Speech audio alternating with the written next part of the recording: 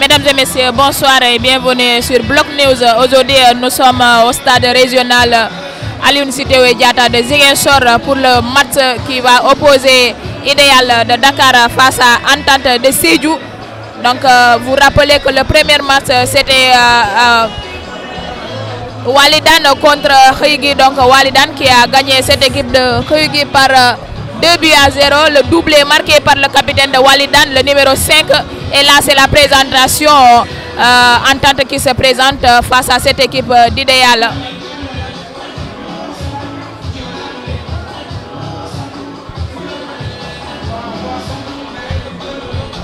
Voilà donc Badoul Kal Konto Kal Tento Bloc News Natale bi Munketa Ziguinchor bi ka fale ko Entente ani Idéal lo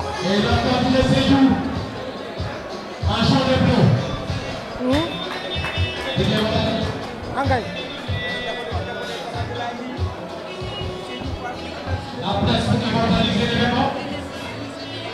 voilà donc voilà Idéal ani Entente de Sédhiou ala jala Idéal lo ñu équipe donc Entente de Sédhiou wala ñonte Munketa voilà la région de Sédhiou c'est cette équipe wala Sédhiou région représentée bien en bloc catégorie 4 donc Badou ka fale ko voilà Entente bi ils n'ont pas droit d'erreur voilà toute la région de Sédhiou qui est battue Doulalto donc Munketa encore ini équipe Idéal voilà donc Idéal nalamo Idéal ngam tan jouer de Sédhiou kono le nelone donc équipe ballon donc Entente ñante ke kunale donc voilà merci beaucoup Badou Kal Tento ko bloc Kol Tento ke jay voilà donc ka bloc Kol Tento ke jay la région de Sédhiou donc Koussing Kol Konton Munketa commune de Koussiti voilà commune de Diendé Kalbetou Konton voilà donc Kal Tento Kal jay ka fale ko Badou télévision Bloc News talbulela hani sira kilina donc Mariama Magnina nga sato de Kol Konton njati malfa Youssou borom loxo bu neex bi tay Mariama Youssou jar na fu graw di ziaré Fara Moussa donc voilà ak Cheikh yi ak sama grande sœur bi Mariama Ba di leen ziaré di leen diga ba di nuyu waa bloc yi ñu donc di leen wax ndax egg ngeen si jàmm sant yàlla ñu ngi fi en tout cas tout la commune de Diendé compte sur vous donc toute la région de Sédhiou compte sur vous encore Mariama ngamta ngaborondi ngata. Tout à fait Matar. Donc aujourd'hui nous ne sommes pas à Sédhiou mais plutôt à Ziguinchor au stade Alioune Sitoé Diatta pour le match qui va opposer Entente qui est aujourd'hui en jaune bleu face à cette équipe de Walidan qui est en rouge blanc aujourd'hui.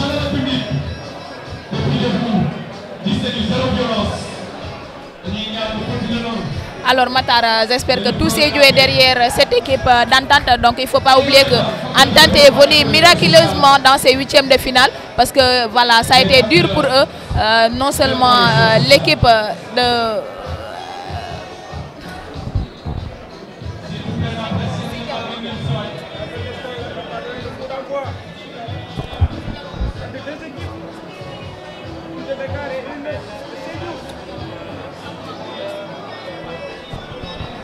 Donc Matar, je disais que Entente qui est venu miraculeusement sur donc Badou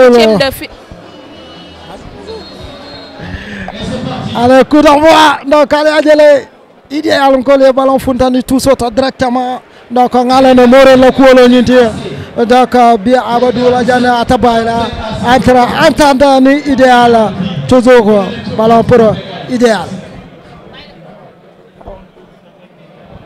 encore Idéal qui joue dans la gardien. Donc toujours Idéal encore. Là le ballon est pour Idéal. Idéal qui va se dégager. Le ballon sera contré par Entente dans le rond central. Entente qui va finalement obtenir ce premier coup franc rapidement joué pour servir son numéro 3. Le numéro 3 qui va essayer de passer dans le couloir pour servir Messi. Le ballon qui sera pour Idéal avec le numéro 11 d'Idéal qui va essayer de percer dans la surface de réparation pour servir son numéro 8. Le numéro 8 dans la surface de réparation et avec ce centre, le ballon qui va finir par...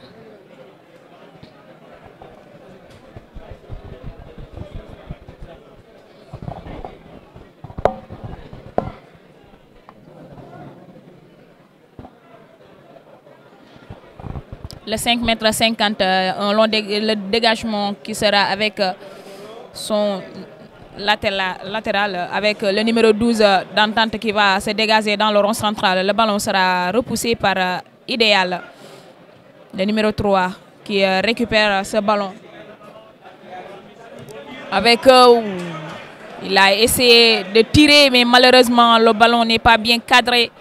Et ça va sortir...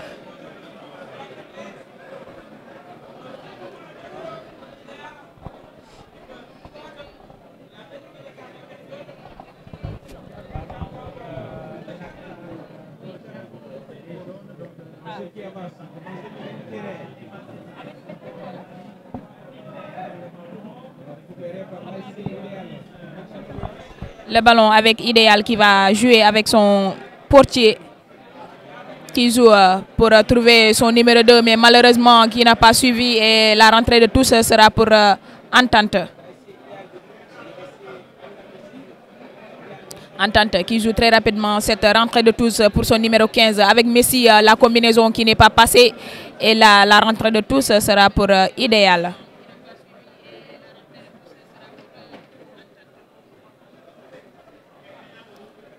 Idéal, toujours avec le numéro 7 d'Idéal qui va essayer de pousser ce ballon pour trouver son numéro 11. Le numéro 11 qui pousse dans la surface de réparation d'Entente. Il va essayer une frappe et le ballon qui va directement terminer sa course en sortie. Et le 5,50 m qui sera pour Entente. Idéal qui jusqu'à présent est en train de forcer le jeu pour pouvoir surprendre ce portier d'Entente. Le ballon sera pour Idéal qui récupère, qui va essayer de passer dans le couloir. Et là, le ballon qui sera mis en touche en faveur d'Entente. Entente pour cette rentrée de touche dans le rond central. Il va essayer de jouer dans la moitié du terrain d'Idéal, mais Idéal qui récupère par son numéro 6. Idéal toujours pour centrer ce ballon.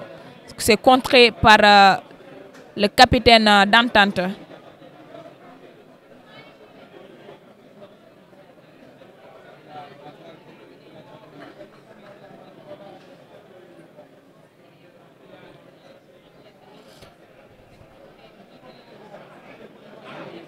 Entente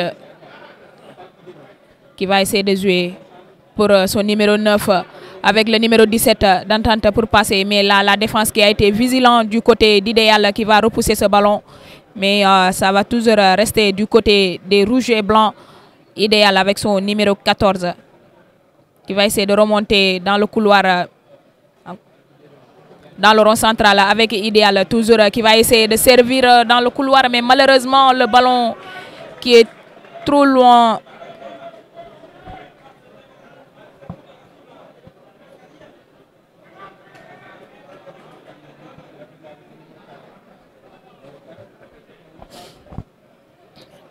Le ballon qui va terminer sa course en touche en faveur d'Idéal, très rapidement joué par le capitaine, le numéro 12. Le capitaine qui va se dégager pour le numéro 11, il a trop poussé le ballon, et là, ça va sortir et le 5,50 m sera pour cette équipe d'Entente, ce numéro 11 d'Idéal. Donc, défenseur, il y a un qui est content. Voilà.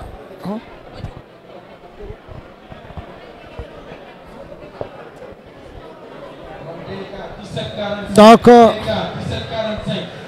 Mariama défenseur ñante ikekun dans le moyen long kata entente défenseur tu penses que ikekun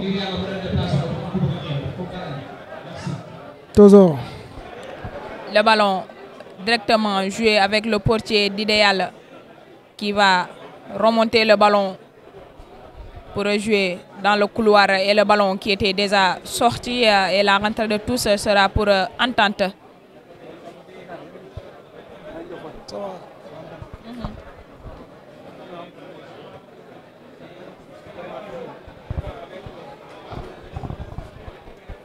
Entente qui va récupérer dans le rond central encore une fois avec son numéro 4 pour jouer ce ballon. Le numéro 4 d'Entente qui va essayer de jouer dans le couloir pour trouver Messi.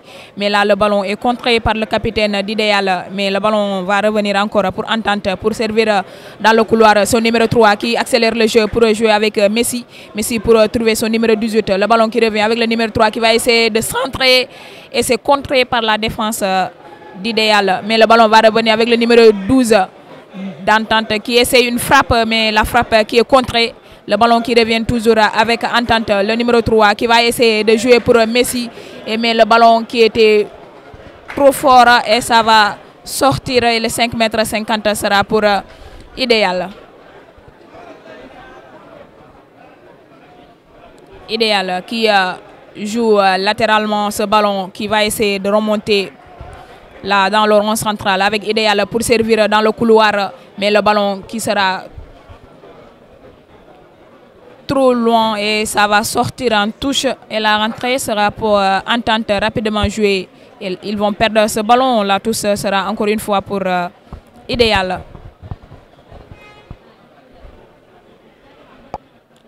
Idéal qui va essayer de centrer dans la surface de réparation pour trouver le numéro 7 qui va jouer dans la surface de réparation. Il y avait déjà une position d'hors-jeu signalée par l'arbitre assistant numéro 1. Et là, Entente qui va essayer de se dégager par le biais de son portier qui se dégage pour trouver le numéro 3 dans le couloir. Le ballon qui est contré par Idéal avec le numéro 8 d'Idéal dans le rond central. Il va essayer de jouer avec son numéro 10 qui va essayer de passer là. Le coup franc qui est commis par le numéro 15 d'Entente sur ce numéro 10 d'Idéal de Dakar. Avec le numéro 8 qui va essayer de jouer dans le couloir pour trouver le numéro 7 qui était déjà en position au jeu. Il était en retour de jeu, donc ça va bénéficier à Entente.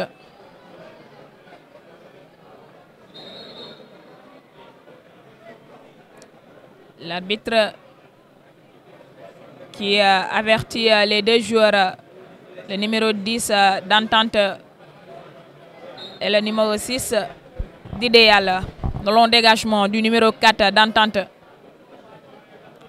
Il va se dégager. Le ballon va être contré par Idéal.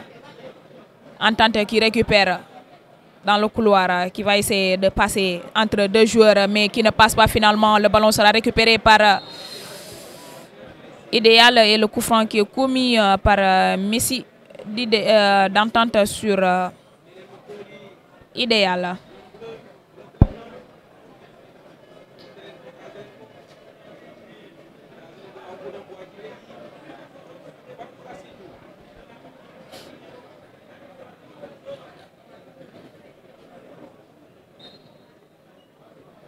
Ce coup franc dans la surface de réparation avec le numéro 7 qui va essayer de prolonger, mais malheureusement ce n'est pas bien donné et ça sera directement capté par le portier d'Entente.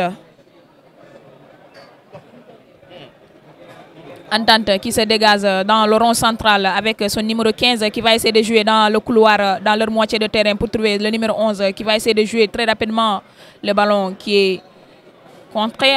Et là, le coup franc qui sera pour Idéal.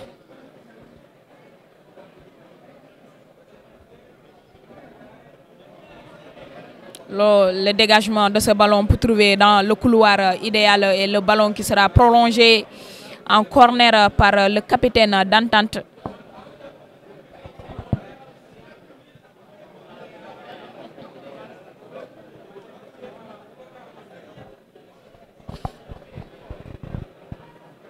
Ce corner côté gauche, c'est parti et c'est directement repoussé par le portier Et le ballon qui n'est pas sorti, ça va revenir avec Idéal sur ce frappe. Et là, le ballon qui sera accompagné par le numéro 4 à la sortie et le 5,50 m qui va bénéficier à cette équipe d'Entente.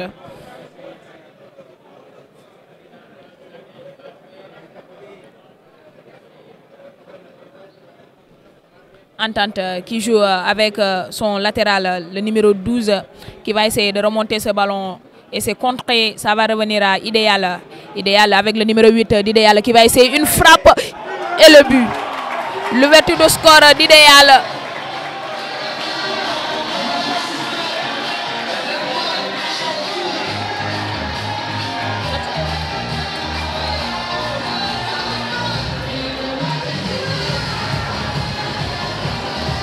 Idéal.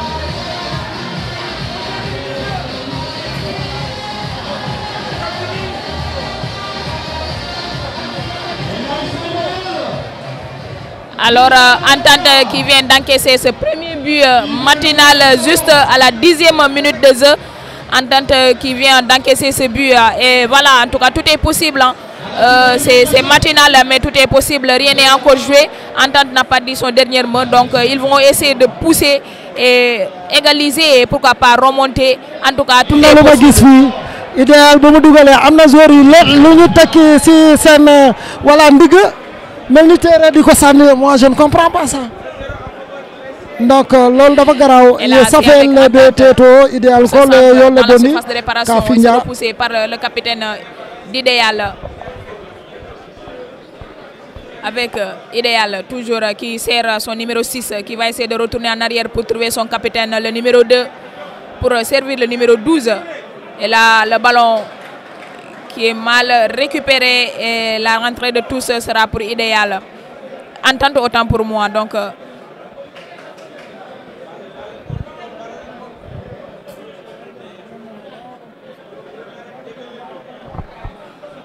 Entente dans la surface de réparation. Le ballon est repoussé par Idéal.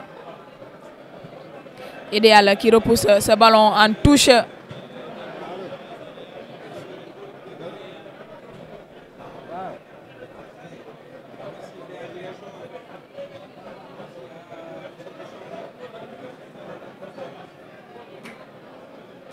Sur ce ballon, le ballon qui va revenir à Messi et c'est contré, ça va revenir à Idéal.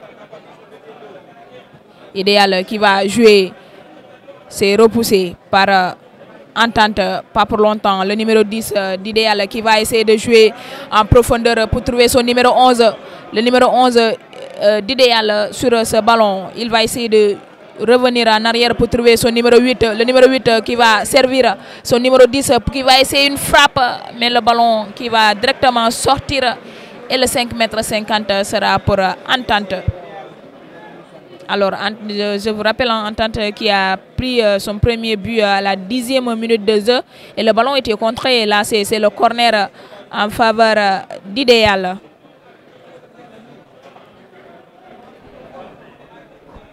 Sur ce corner.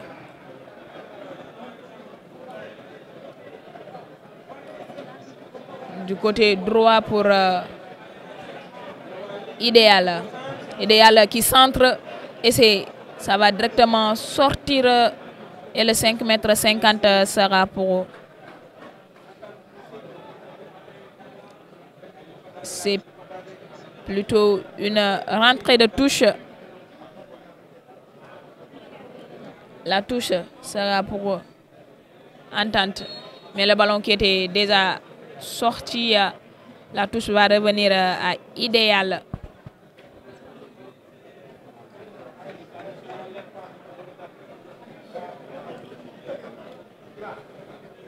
Idéal sur ce ballon qui temporise, qui va essayer de jouer avec son numéro 11. Le numéro 11 pour servir le numéro 10 dans la surface de réparation qui va essayer une centre. Mais c'est contré par Entente, la Messi qui va essayer de jouer. Le ballon sera encore une fois contré et la rentrée de tous sera pour Entente.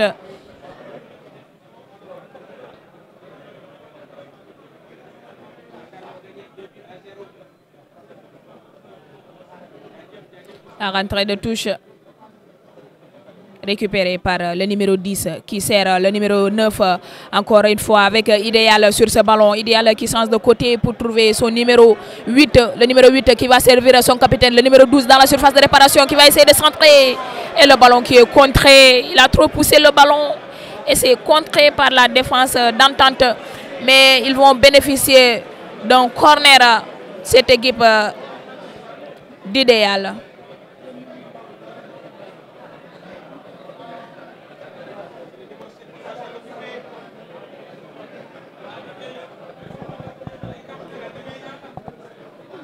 Ce corner du côté droit pour Idéal.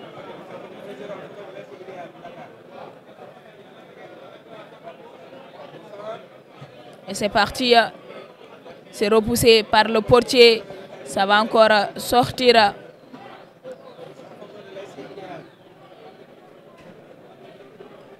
Idéal pour cette rentrée de touche.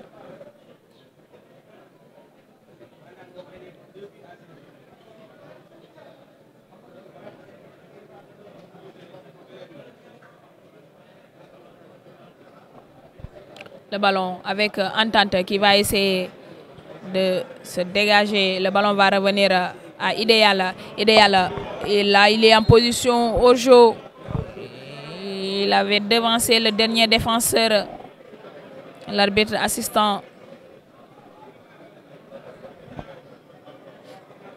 Le long dégagement du capitaine d'Entente pour trouver le numéro 3 dans la moitié du terrain d'Idéal. Mais là, le ballon qui va sortir et la rentrée sera pour Idéal.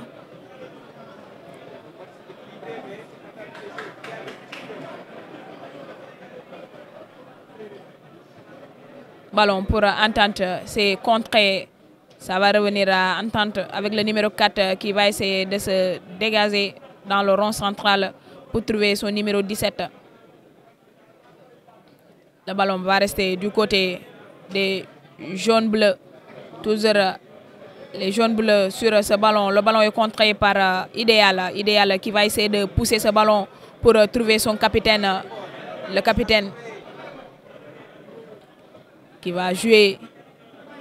Et là, on coup franc pour Entente.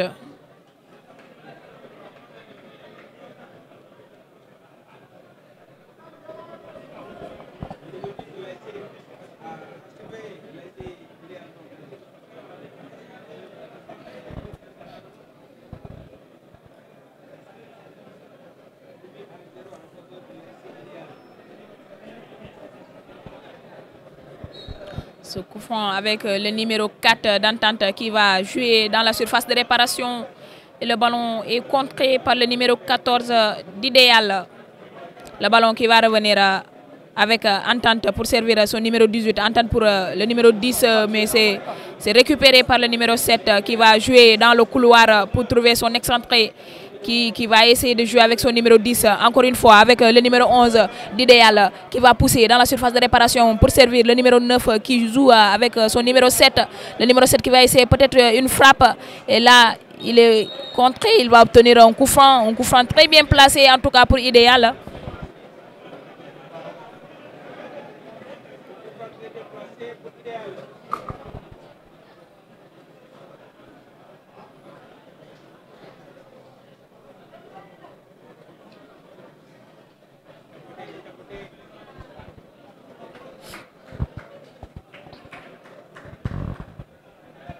En tout cas, ce coup franc qui est très bien placé pour Idéal, qui peut faire mal à cette équipe d'Entente qui avait encaissé le premier but à la 10e minute de jeu ici au stade régional Aléoune Sitoé Diatta de Ziguinchor.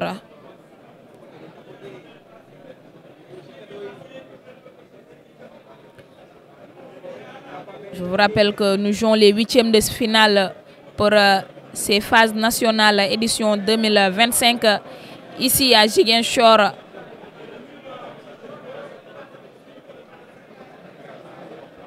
Et ce soir, avec ce beau climat ici à Ziguinchor,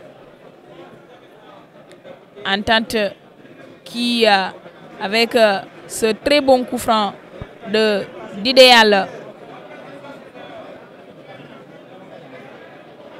Merci beaucoup à toi, Opa Fikou.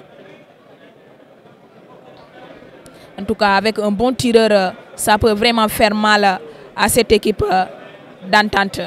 Et là, c'est parti. 3 joueurs. Le qui des deux va frapper. C'est contré par le mur, mais c'est pas terminé. Ça va revenir avec Idéal, le numéro 7 qui frappe. Et le ballon est directement capté par le portier d'Entente.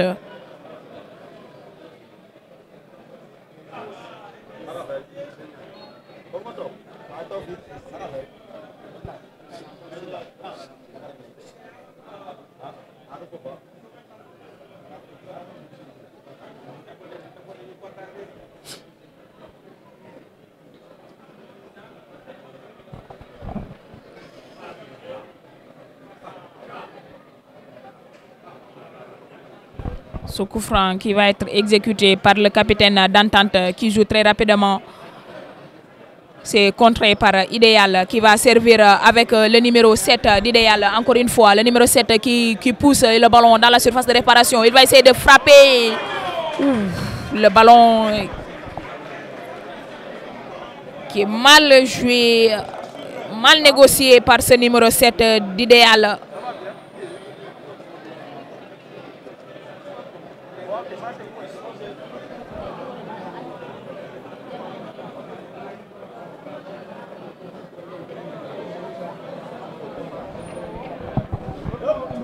Le long dégagement.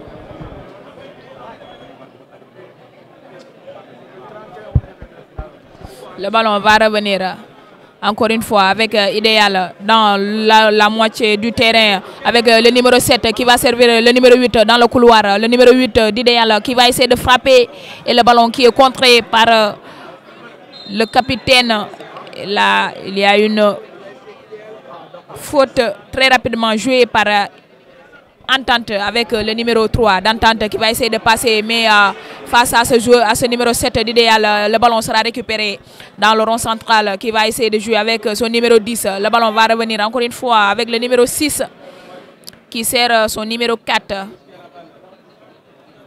Le numéro 10 dans la moitié du terrain d'Entente. Le ballon est récupéré par Entente, mais la passe qui ne va pas passer. Le numéro 9 qui est en position illicite.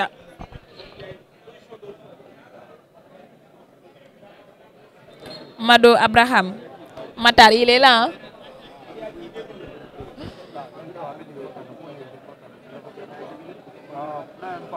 Le ballon sera pour Entente avec le numéro 12 qui va se dégager dans la moitié du terrain d'Idéal. Mais le ballon qui va directement atterrir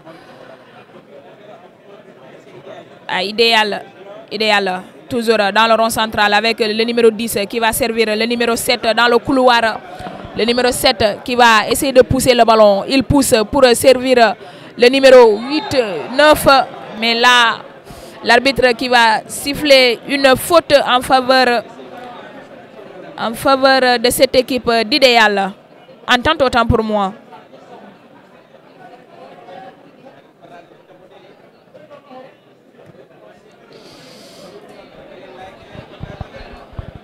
Le ballon sera pour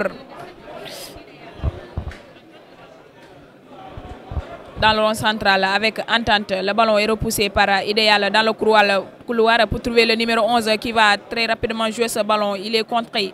Ça va revenir Entente qui récupère avec son numéro 4. Entente qui perd ce ballon, pas pour longtemps, à la récupération. Entente avec le numéro 15 pour jouer avec le numéro 17 qui va centrer ce ballon. Il est contré par Idéal. Le numéro 8 d'Idéal qui va servir dans le couloir. Le numéro 11. Le numéro 11 qui va essayer de passer, mais le ballon qui était déjà sorti. Merci à toi, Massar.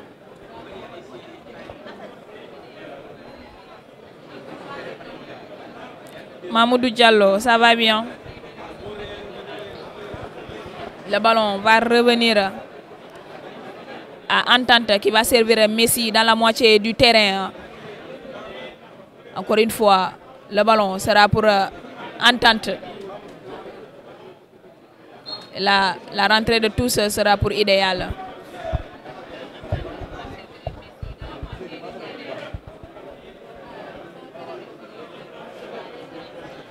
Le ballon avec Idéal. Idéal, le numéro 7 d'Idéal qui va passer dans la moitié du terrain d'Entente.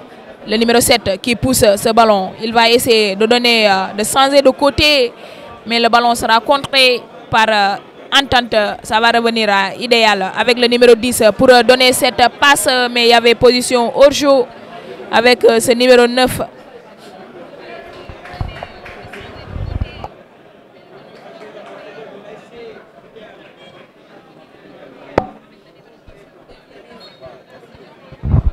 Pour Entente, très rapidement joué dans le rond central avec le numéro 9 d'Entente qui va perdre le ballon en faveur d'Idéal, le numéro 6 d'Idéal.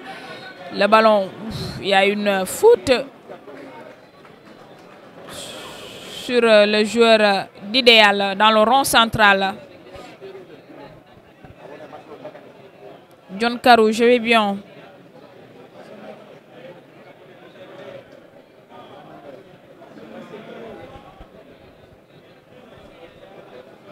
Le ballon directement capté par le portier d'Entente. Il va jouer latéralement ce ballon pour trouver son numéro 12 qui va remonter dans la moitié du terrain avec le numéro 15 pour servir dans le couloir. Entente qui va essayer de gagner de la surface et c'est centré avec le numéro 14. Le ballon qui est directement capté par le portier d'Idéal qui avait suivi cette action jusqu'au bout. Et le ballon qui va revenir. Et c'est directement capté par le portier. Il va jouer très rapidement ce ballon pour trouver son numéro 15 qui va essayer de remonter le ballon encore une fois. Et c'est contré par Idéal qui récupère avec le numéro 10. Il va essayer de servir dans le couloir le numéro 11, mais le ballon qui était trop... La passe qui a été trop, et ça va être une rentrée de touche pour Entente.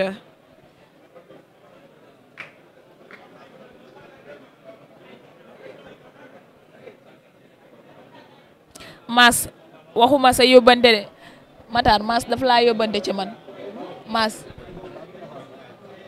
daf laa yóbbante ci man. Le ballon avec le portier d'Idéal qui va jouer avec son capitaine qui va essayer de gagner du terrain. Il va essayer de pousser pour jouer très rapidement pour trouver son numéro 9. Idéal. Idéal toujours sur ce ballon. Il va revenir avec son capitaine. Il revient en arrière pour mieux se positionner. Là, il trouve le numéro 4. Qui va jouer dans le couloir pour trouver le numéro 11, mais qui était déjà en position au jeu.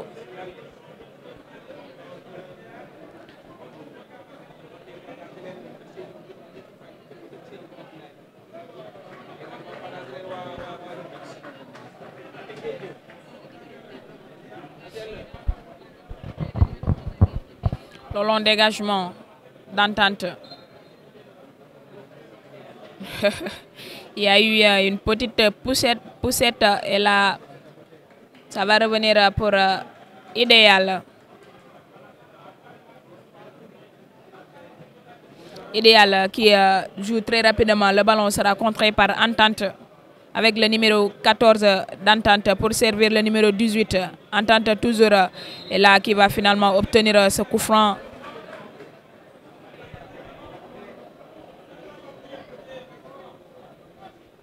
Le numéro 15 qui va jouer très rapidement dans la surface de réparation. Le ballon qui est repoussé par le capitaine d'Idéal avec le numéro 6 qui va chercher le couloir.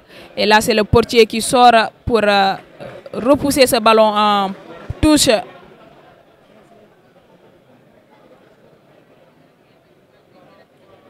Oui, ça se constate. Hein. Il y a beaucoup de pertes de balles du côté d'Entente. En tout cas, il devait se repositionner et jouer, poser le match et jouer correctement. Hein. Ça peut venir parce que rien n'est encore joué pour l'instant. Et là, la récupération du numéro 11 d'Idéal qui va essayer de centrer dans la surface de réparation. Et le ballon qui est contré, mais ça va revenir avec le numéro 6, encore une fois, dans le couloir. Qui va essayer de centrer avec le numéro 7. Et là, le gardien qui était totalement perdu. Hein. Heureusement que le ballon a atterri au-dessus de la barre transversale.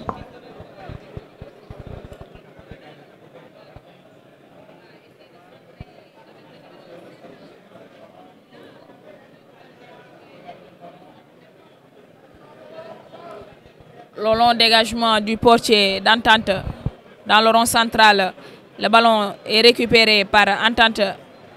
Entente qui perd ce ballon en faveur d'Idéal avec le numéro 10 d'Idéal pour servir le numéro 11. Le numéro, attention sur ce ballon, peut-être le deuxième but. Non. En tout cas, la passe est très bien donnée par ce numéro 11. Entente qui pour l'instant est perdu dans ce match. Ils sont totalement perdus dans ce match. On ne sait pas quel est le problème. Peut-être ils vont essayer le coach va essayer de leur parler pour savoir quelles sont les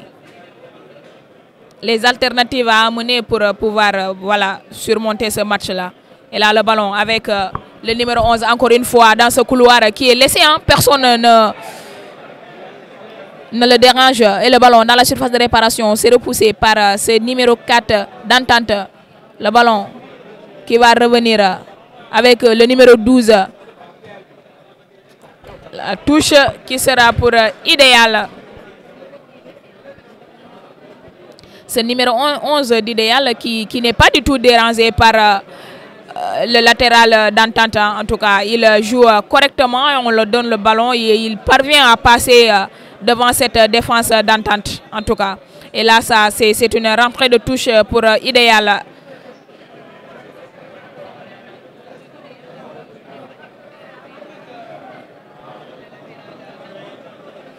Le ballon, ça va revenir avec le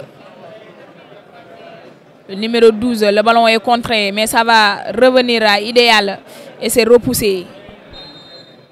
L'arbitre qui va revenir sur le coup franc en faveur d'Entente.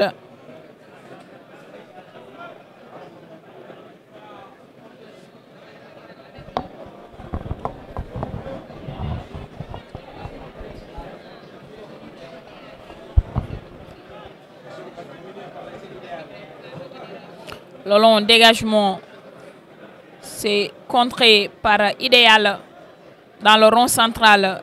Entente qui récupère. Idéal encore sur ce ballon. Le long dégagement pour retrouver le numéro 4 d'Entente. Le ballon va revenir avec Entente. Entente qui va essayer de gagner du terrain, mais il va revenir pour le numéro 3 avec Messi qui revient encore une fois. Le numéro 15 qui va servir Messi, mais le ballon, l'arbitre qui va revenir sur l'action et le coup franc sera en faveur d'Entente. Ousmane Kébé, merci beaucoup. Kauso Dramé, bonsoir. Issa Niang, man sa mag la bama yeb. Le ballon avec Entente. Le numéro 4 qui va essayer de jouer dans le rond central. Entente avec cette frappe, le ballon qui va directement atterrir dans les mains du portier d'Idéal qui se dégage pour trouver son numéro 9 qui n'est pas en position illicite. Et là, le ballon qui sera contré. Et le corner sera pour Idéal.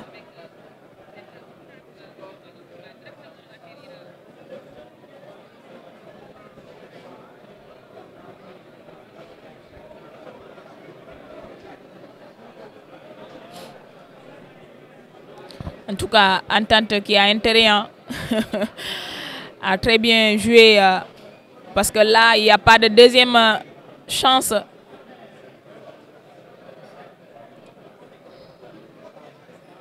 Quand on vous gagne, vous rentrez à la maison.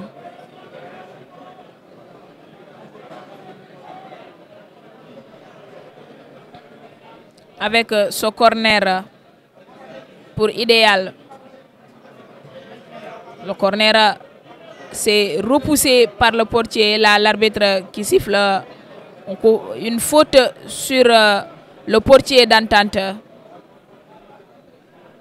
Ousmane Diatta, merci beaucoup.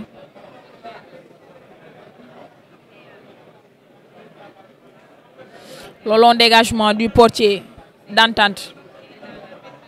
Entente avec son numéro 9 qui va essayer de passer, mais face au numéro 2, il ne passe pas. Il va plutôt bénéficier d'une touche qui sera rapidement jouée pour son numéro 14 dans le couloir. Il 1 contre 1, il va essayer de passer. Là, le ballon va revenir. Idéal qui récupère grâce à son numéro 11. Le ballon va revenir dans la surface de réparation avec Entente pour cette frappe. Ouh, le poteau qui sauve cette équipe d'Idéal pour l'égalisation. Le ballon va revenir avec Entente. Messi qui va essayer une frappe. Ouh. En tout cas, très bonne frappe de Messi. Messi qui a fait une très bonne frappe. En tout cas, c'est ça, il faut essayer des frappes. Il faut essayer de surprendre le gardien, tout est possible en tout cas. Et là, c'est une très bonne frappe. Le ballon est contré par le portier d'Idéal. Le corner pour Idéal qui va jouer Entente plutôt dans la surface de réparation. Et là, l'arbitre qui siffle une faute.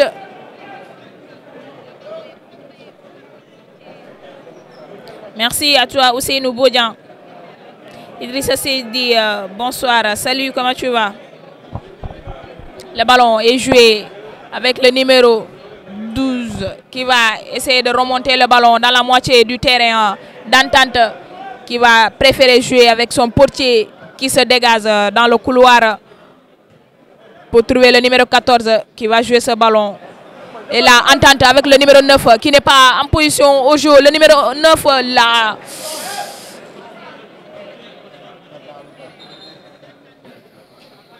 Le corner qui sera pour Entente.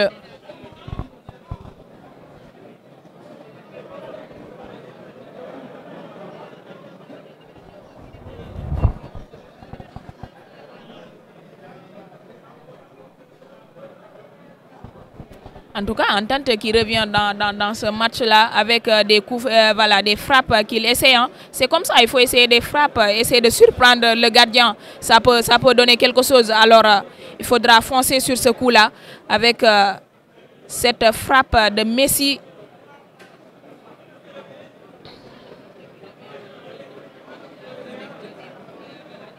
En tout cas, Entente a intérêt à jouer parce qu'il n'y a pas de deuxième tour, une deuxième chance, hein, comme je le disais. Là, soit tu gagnes, soit tu rentres à la maison. Alors, c'est à eux de faire le travail.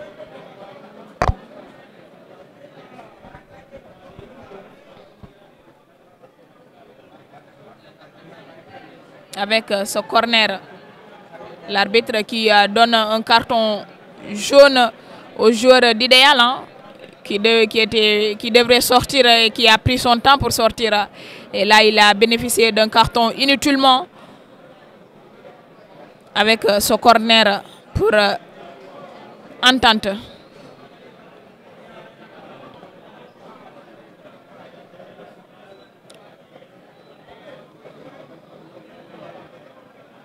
Ça discute entre les arbitres.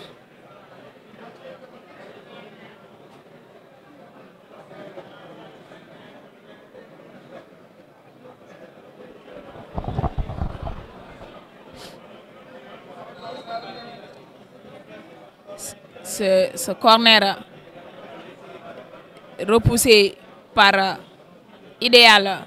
Et là, la touche qui sera pour Idéal. Djanké Mendy, ça va, comment tu vas?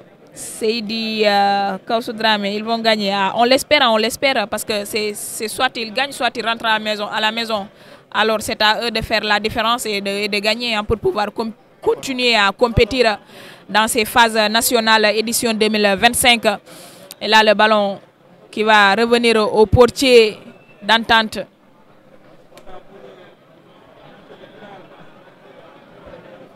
Qui se dégage dans le couloir pour trouver le numéro 3.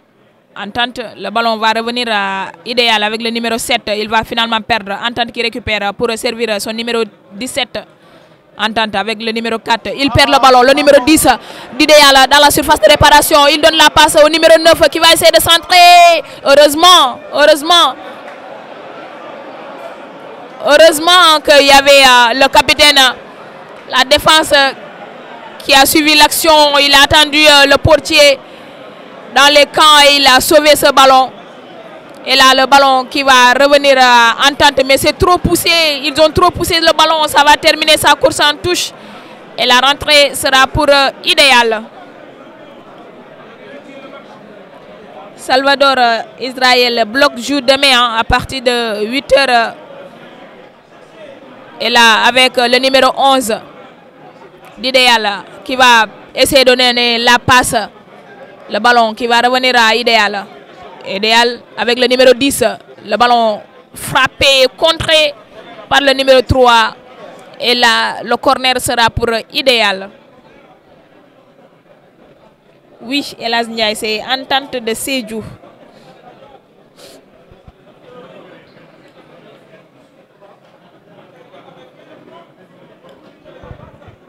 En tout cas, pour cette première période, Entente qui n'est pas du tout dans son match, peut-être avec la deuxième mi-temps, ils vont essayer de discuter et voir les solutions à apporter pour pouvoir effacer ce but et peut-être remonter. En tout cas, tout est possible.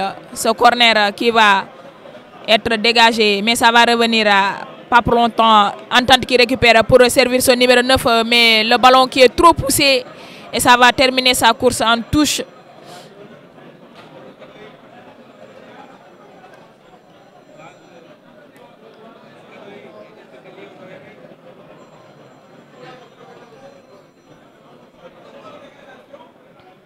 Ouf, il y a une poussette sur Messi d'Entente et là, ça sera pour Entente.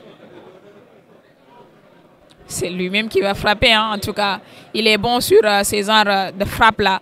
Là, c'est parti dans la surface de réparation et c'est contré par le numéro 14 d'Idéal. Le ballon va revenir pour Entente. Entente avec le numéro 15 d'Entente pour essayer de frapper. Le ballon est contré. Entente qui revient encore sur ce ballon. Il va essayer de jouer avec cette fois-ci avec son numéro 17. Le numéro 17 qui va servir son numéro 9. Il n'est pas en position illicite. Le 1-2, il va passer dans la surface de réparation. Et le ballon sera contré, récupéré par le capitaine d'Idéal qui va jouer très rapidement avec son numéro 7. Il revient avec son capitaine. Le capitaine, le 1-2, le capitaine. Et là, le ballon sera contré. Et le 5,50 m sera pour Idéal. Idéal. Qui va essayer de frapper. Le ballon est contré. Et la touche sera pour Idéal.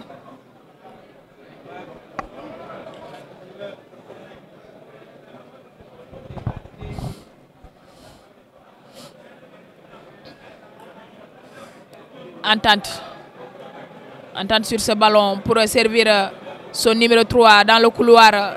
Le ballon sera encore une fois avec le numéro 3 qui joue avec son numéro 18. Puis il va donner la passe. Le ballon va être récupéré par Idéal pour servir son numéro 7 dans le couloir qui va essayer de rattraper ce ballon. Il va jouer très rapidement, peut-être donner la passe dans la surface de réparation. Il va plutôt essayer de frapper. Non, il va essayer de frapper.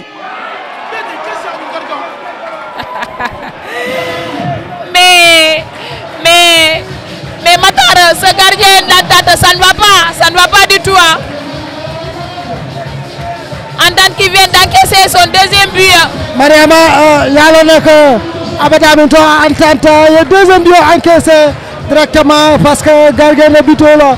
Voilà Moutarnia, voilà Mambarka, voilà Dina deuxième but du Ndok.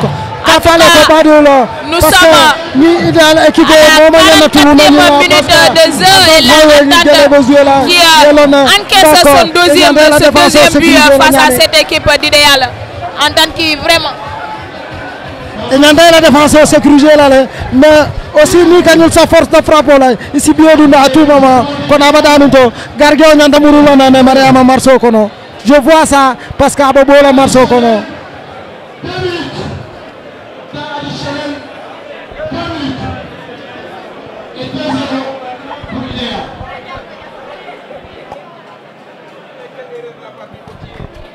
Alors Matar, là, ça devient compliqué pour cette équipe d'Entente, en tout cas ce gardien de but d'Entente qui vraiment, aujourd'hui, qu'on ne sent pas. Hein, et là, ça joue en faveur d'Idéal qui va mettre ce ballon en touche.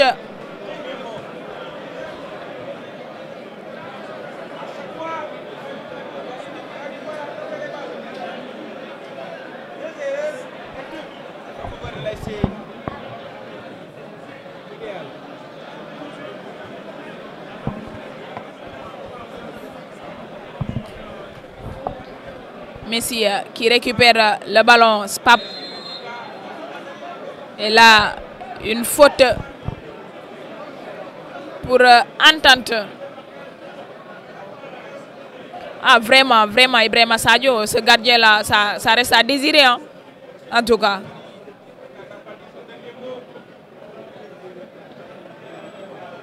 Le ballon va revenir là, il va revenir sur l'action. Le coup franc sera pour Entente. Mais rien n'est encore joué. Hein. Et là, c'est terminé pour cette première mi-temps ici au stade régional Aline Sitoé Diatta pour les 8e de finale de la phase nationale édition 2025. Entente de Sédhiou face à Idéal de Dakar. Et Idéal qui mène pour l'instant par 2-0. Alors Matar, je disais que en tout cas Entente aujourd'hui qui n'est pas dans son assiette, hein, parce qu'ils jouent comme si voilà, ils n'ont pas cette envie de jouer. Et là ça joue en faveur d'Idéal, parce que là Idéal a marqué 2 buts, mais on dirait que même les deux buts, hein, c'est l'erreur de du gardien de but, parce qu'il ne s'est pas appliqué, hein, surtout sur le second but. Il ne s'est pas du tout appliqué, Matar. En tout cas, c'est le constat que nous avons fait sur cette équipe d'Entente là. Et aussi, hein, Entente avec le numéro 11 d'Idéal qui joue à l'aise, il est à l'aise, hein, l'excentré, il est à l'aise dans ses faits et gestes. En tout cas, quand il a le ballon, il pousse, il perce. Donc, en tout cas, la défense d'Entente, le coach doit parler avec ces joueurs-là, essayer de voir ce qui n'a pas marché, peut-être revenir avec la deuxième mi-temps, essayer de corriger les erreurs. C'est possible, hein, parce que 2-0, c'est possible de marquer 4 buts, 5 buts dans une deuxième période. Alors on espère que Entente va revenir en force. Mariama, il y a Nyama parce que nous avons joué donc bien abadaminto. Voilà, Entente m'a droit d'erreur parce que il y a la qualification qu'on a tabac pour les Nadja. Mais ni Nadja Jamfana, il y a joué idéal parce que idéal il y a football au monde.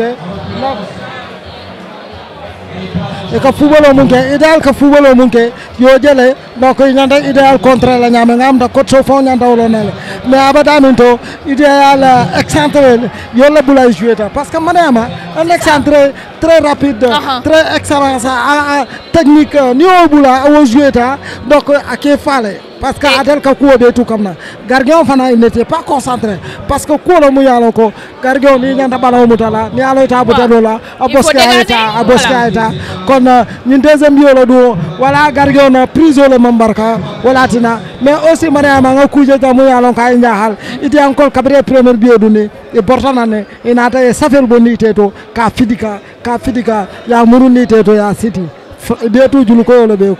Ah mais Matara, ça fait partie du jeu, hein? Ça fait partie du jeu. Alors voilà, tous les moyens sont bons pour voilà, se qualifier. Et là, idéal, il est en train de jouer, il est en train de faire de son mieux pour pouvoir se qualifier. Parce que Matara, c'est ça, hein? Comme il y a Fonya Mirek, Entente a beaucoup de difficultés qu'on a foutandi Janto. Donc, à Nanata Janto, moi j'espérais que Nanata Janto, il allait faire le tout, hein, pour pouvoir se qualifier pour les quarts de finale. Mais malheureusement, avec cette équipe d'Entente ce soir, on n'a pas vu ça. On n'a pas vu ce courage-là dans ces jours-là. Peut-être deuxième mi-temps, coach essaye d'aller à Diamo, on a le joueur. Calon, Marseille, peut-être que solution on l'a apporté par rapport à ça, Matar. Parce que, en attendant, voilà, je vais aller me reposer. Parce que Abadamindo régional, toute la région de Sédhiou compte sur cette équipe d'Entente. Mais Entente Abadamindo, Abadouri Neba, parce que Yamol mené le follow 2-0, il y a Entente mené le follow. Voilà, Sédhiou Kola, Amoyo Mandia, mais Olebidjan follow, mais Ngadoua Kafuno, Tombi deuxième mi-temps, Amamba follow match au moment parce que tout est possible 40 minutes au kono 45 minutes au kono idéal deux buts lundi wol kono mais aussi à ce que no entendre muruna ñi 45 minutes au kono ici 3 buts lundi no en tout cas entente bateau la deuxième heure là donc mu yalla ko deuxième mi-temps pour la réaction ba mu kam lana ani ba mu fundandi lana aussi badul kaltentu kaljaya ka fale ko bloc news la balaja en tout cas dans sama somada aussi on vous donne rendez-vous à 9h0 entre bloc ba jouer là inchallah kade ko kade en tout cas dal nta fenna bulala leja wala walidan jouer ta jambi première heure là donc walidan e bayro que 2 buts à 0 donc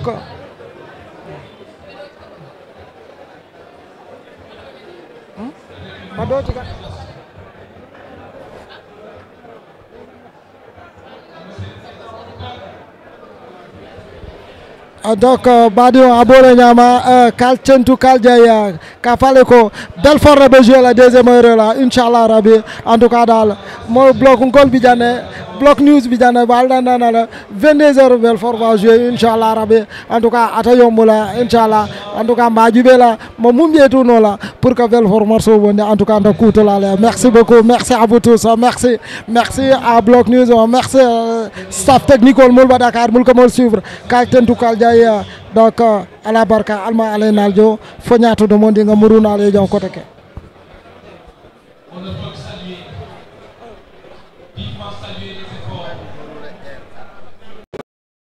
du football local à travers les habitants mais aussi permettre au corps arbitral d'avoir un plateau pour s'exercer. Là, c'est extraordinaire. Les habitants mbirum Sénégal la suñu cosaan la suñu mbaax la kon monsieur Kane dama ni gouvernement bi dafa war a accompagner gouvernement bi dafa war a jox ay moyens gouvernement bi dafa war a protéger li ngay def ministère bi phase nationale yi dafa war a am benn budget bu conséquent bu muy teg sa loxo ngay doxal parce que li ngay def nii ñoom ngay jàppale monsieur Kane.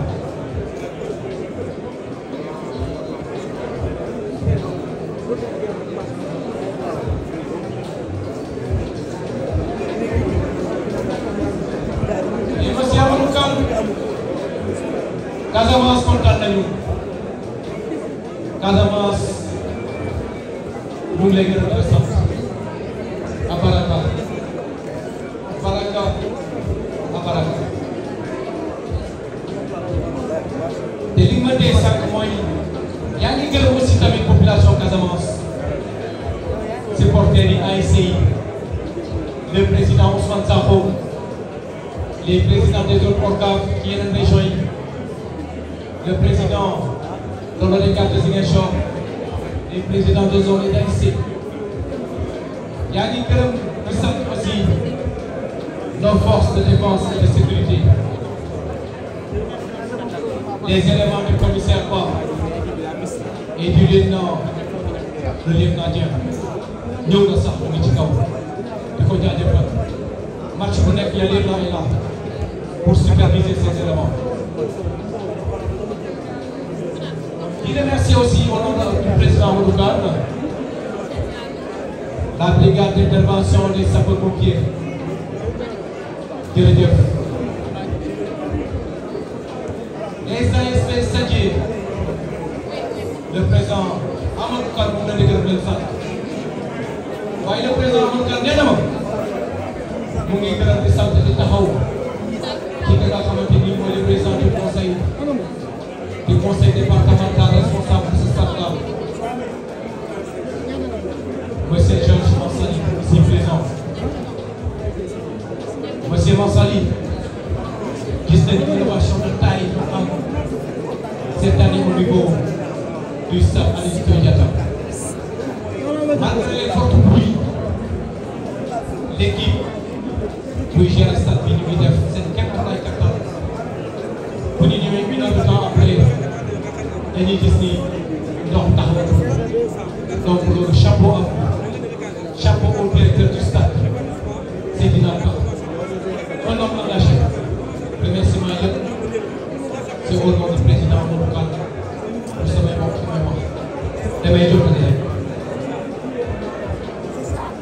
waaye président ñëwoon ci bopp nee na mu ngi gërëm di sant le maire de la commune les maires des autres communes que ce soit le département de Bignona, le département de Oussouye, mais aussi les départements de Sédhiou et de Kolda.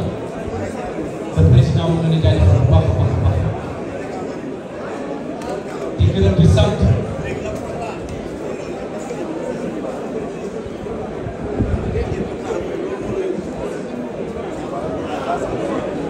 di sant aussi CCA les CRA et sous-CRA gis nañu ni le niveau de l'arbitrage est vraiment très appréciable. Et nit nañu nag mais jusqu'à présent dañu jot a gis dal na suñu xel donc Aziz Fall ñu ngi lay gën a ñaax rek ci sélection bi ñu defal pour les matchs. Merci beaucoup. Un grand merci de la part du président Amadou Kane et son ami frère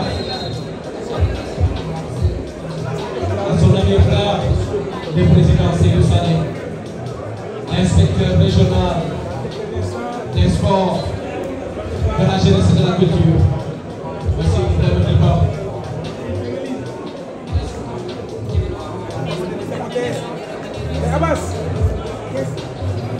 L'ONECAV a impulsé près de 200 millions à Casamance. Près de 200 millions. Le président bu muy ñëw dafa ni sama pare le premier ministre di Ousmane Sonko bu naa ma pare ne kon il faut ñu mettre les moyens.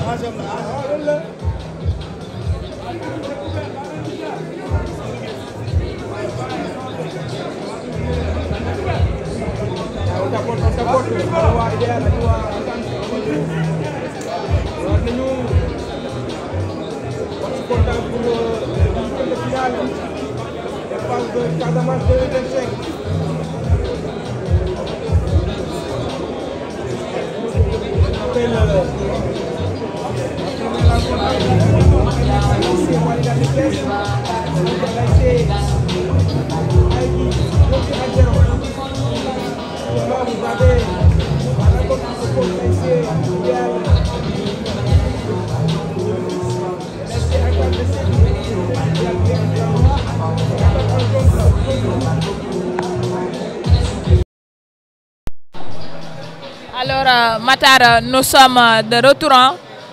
On attend juste le coup de sifflet de l'arbitre pour une deuxième mi-temps entre cette équipe de l'ASC Entente de Sédhiou et l'ASC Idéal de Dakar. Idéal qui mène pour l'instant par 2-0 et là c'est parti pour une deuxième mi-temps. Le ballon qui est pour Entente qui va se dégager pour trouver son numéro 14. Le ballon sera protégé et mis en touche par Idéal.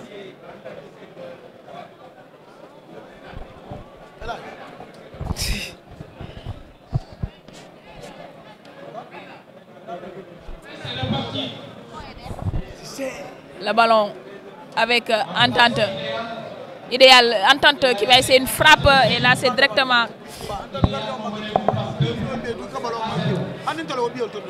le ballon.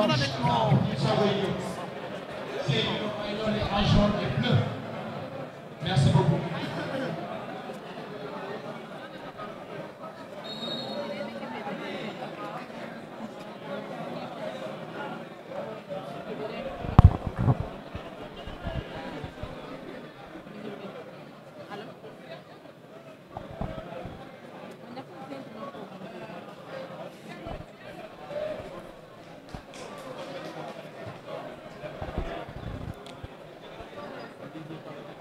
Le ballon directement capté par le portier d'Idéal qui va jouer rapidement avec son latéral qui va essayer de remonter ce ballon dans la moitié du terrain d'Entente. Le ballon qui va directement atterrir.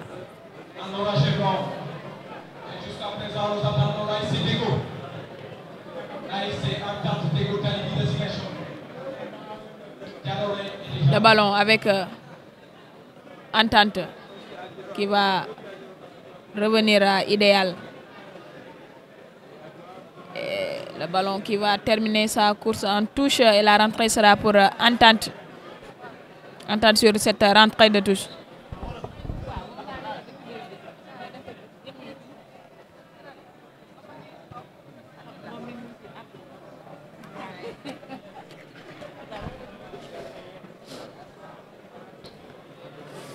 Avec Idéal, le numéro 4 d'Idéal qui va essayer de gagner du terrain.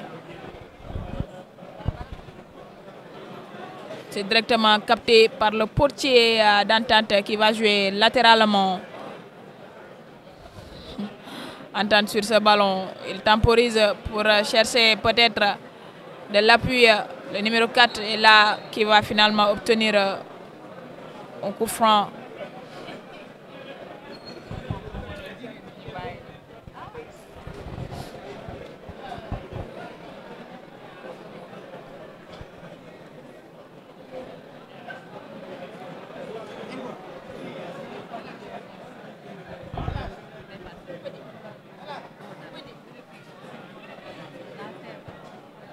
Le ballon et pour cette fois-ci avec Idéal. Entente qui récupère pour Messi. Messi pour son numéro 17 dans le rond central avec le numéro 4 qui va revenir pour Entente encore une fois. Entente avec le numéro 11 qui va essayer de frapper. Le numéro 15 qui va donner, qui va essayer de frapper mais le ballon est contré. Il a voulu faire une roulade, mais le ballon est récupéré rapidement avec le numéro 7 dans le couloir. Idéal qui accélère, il va essayer de frapper de l'autre côté. Le ballon est contré par Entente. Entente, le numéro 4 qui va essayer d'obtenir la touche.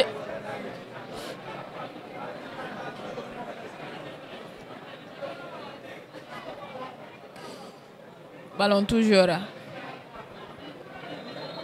L'arbitre qui va revenir sur l'action.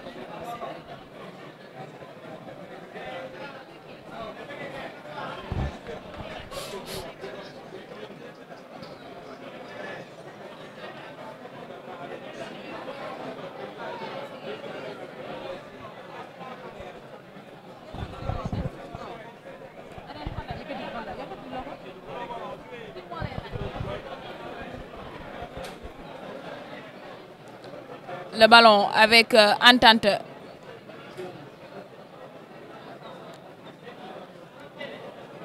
Le ballon va sortir. La rentrée de tous sera pour Entente.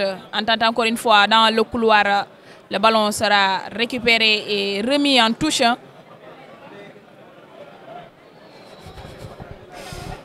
Entente. Entente pour essayer de passer. Le ballon sera récupéré par le numéro 12 d'Idéal qui va prolonger ce ballon dans la moitié du terrain d'Entente. C'est récupéré. Il va essayer de jouer avec son portier.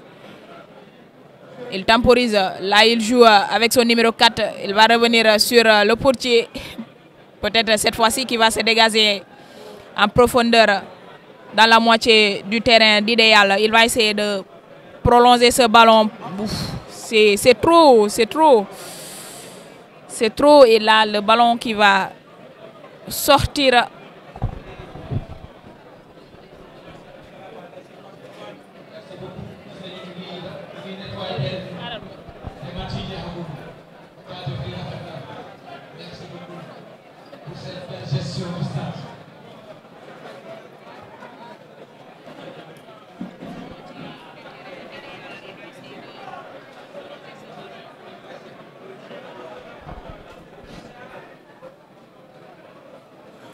Bibi Kara, oui, ça va. Ziguinchor, ça va. Tout se passe bien, alhamdoulilah. Le ballon sera avec Entente. Mais ça va revenir à Idéal qui va se dégager avec le numéro 14. Le ballon qui ne sort pas. Idéal toujours avec son numéro 7 dans le rond central. Il va servir son capitaine, le numéro 12, qui va essayer de percer dans la surface de réparation. Et cette frappe, et là c'est l'arrêt du portier d'Entente. En tout cas, il fallait faire ça depuis le premier mi-temps. S'il avait fait ça, je ne pense pas qu'il allait encaisser. En tout cas, ces deux buts-là, ils sont le changement du côté d'Entente. Le numéro 2 qui va entrer à la place du numéro 17.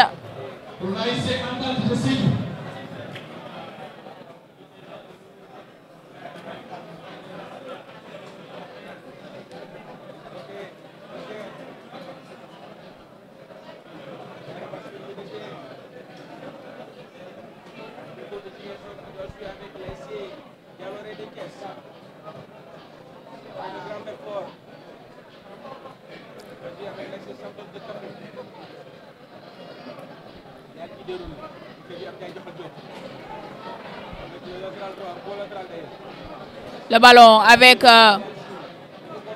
Idéal, c'est contré avec le numéro 11 qui va jouer avec Messi. Le numéro 11 encore une fois qui va essayer de passer face à deux joueurs. Il ne passe pas, le ballon sera récupéré par Idéal avec le numéro 6 pour servir. Le ballon va revenir avec le numéro 10 dans le couloir pour trouver le numéro 14 qui va revenir en arrière pour chercher sa défense. Et là, le ballon qui sera mis en touche par le nouveau entrant du côté d'Entente, le numéro 2.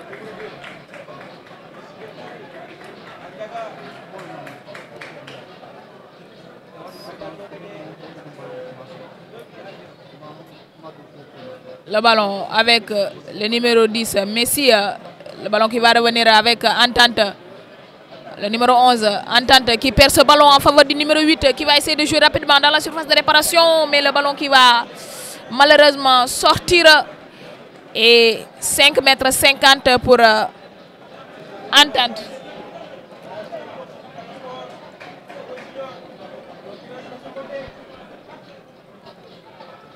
Entente, toujours sur ce ballon. Il va essayer de servir Messi, mais c'est pas bien combiné.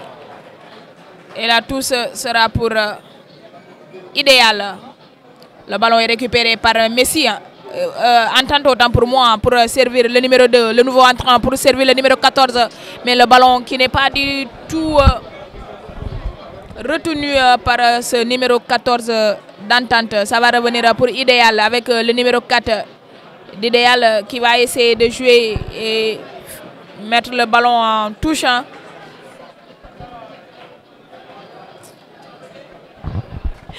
Là, Entente qui est revenu peut-être en force pour cette deuxième mi-temps. Je le disais, peut-être ils vont essayer de parler lors de la mi-temps pour savoir ce qui n'a pas marché et de revenir sur ces actions-là et de pouvoir corriger. Et là, c'est avec le numéro 18 dans le rond central. Il va essayer de jouer du côté dans le couloir. Entente toujours. Le ballon est contré par la défense d'Idéal. Ça va revenir à l'air dans le rond central.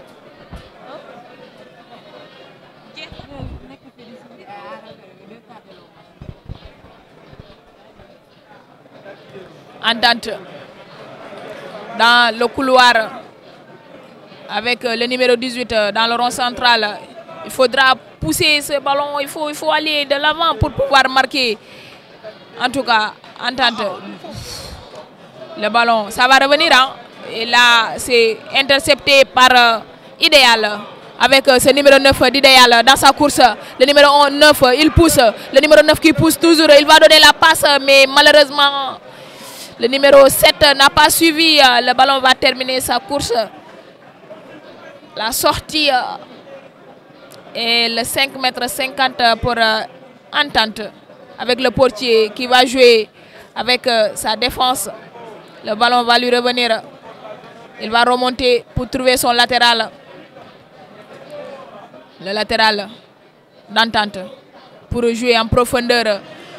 Et là, le ballon qui va directement atterrir au portier d'Idéal qui joue latéralement ce ballon. Il va revenir au portier. Encore avec le numéro 4 d'Idéal. Idéal qui va essayer de se dégager pour trouver le numéro 14 dans le couloir. Mais le ballon qui va terminer sa course en touche. Et la rentrée qui sera pour Entente.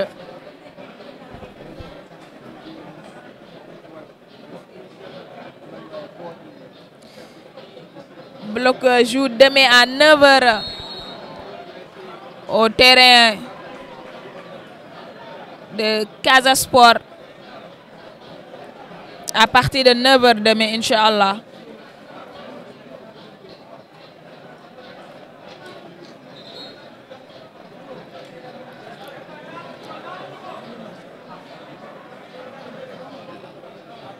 Le joueur d'Idéal qui est à terrain.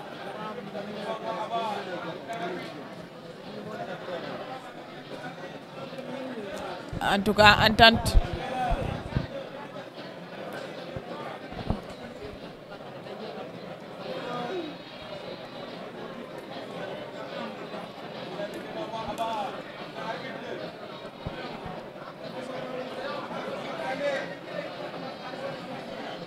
Le joueur qui est secouru par la Croix-Rouge.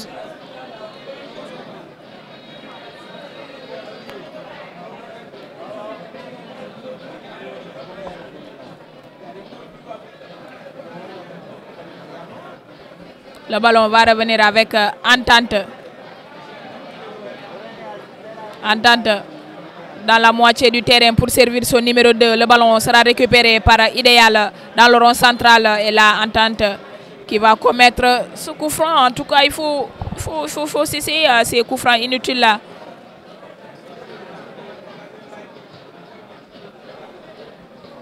Dans le couloir pour trouver le numéro 12 qui va s'entrer dans la surface de réparation et c'est direct.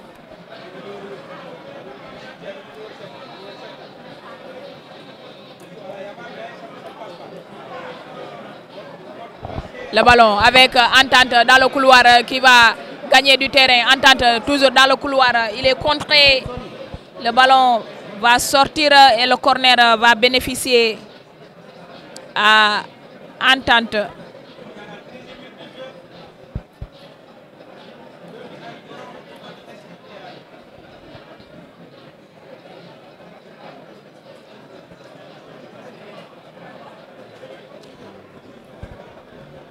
Avec ce corner pour Entente. Entente qui va jouer ce corner dans la surface de préparation. Messi qui frappe, le ballon est contré, ça va revenir à Idéal avec le numéro 11 pour frapper ce ballon, trouver le numéro 7 dans le couloir, mais le ballon qui va sortir. Alors, mesdames et messieurs, nous sommes ici au stade Alioune Sitoé Diatta de Ziguinchor pour ce 8e de finale des phases nationales. L'ASC Idéal de Dakar mène désormais par 2 buts à 0 face à l'ASC Entente de Sédhiou. Les Dakarois ont été réalistes en première période et ont concrétisé leurs occasions.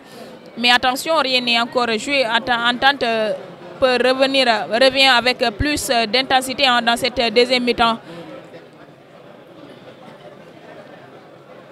Alors avec cette intensité d'Entente, c'est possible d'égaliser ces 2 buts-là, donc d'effacer ces 2 buts-là. Pourquoi pas ne pas marquer plus de 2 buts, tout est possible, parce que rien n'est encore joué. Nous ne sommes qu'à la 14e minute de jeu.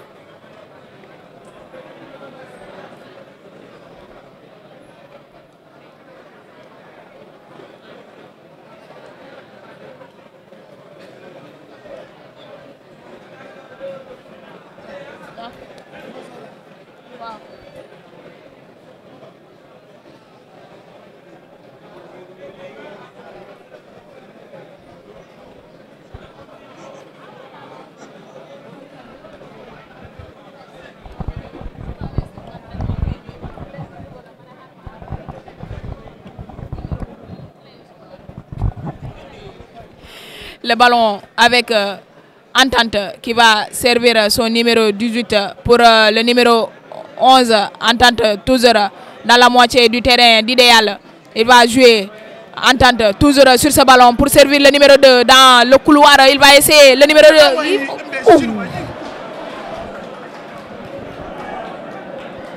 En tout cas, il a été trop individuel sur ce ballon. Il fallait donner une passe en tout cas.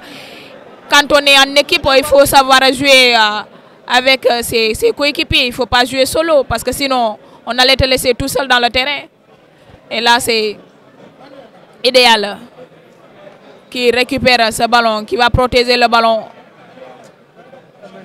Et le corner sera pour Entente.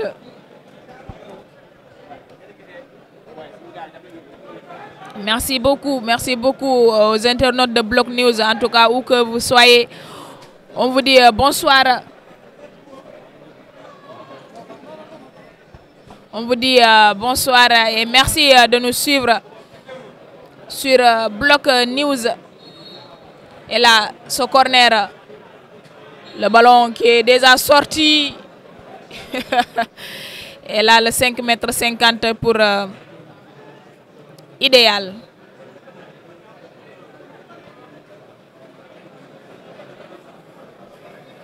Idéal sur ce ballon joué dans la moitié du terrain. Il y a eu une petite poussette du numéro 11 sur le joueur d'Entente. Oui, en tout cas, Omar, c'est le moment pour cette équipe d'Entente de se réveiller et voilà, revenir au score. Hein, parce que tout est possible ce soir. Avec Entente, le numéro 15, le ballon qui est déjà sorti. La rentrée sera pour idéal avec le numéro 14.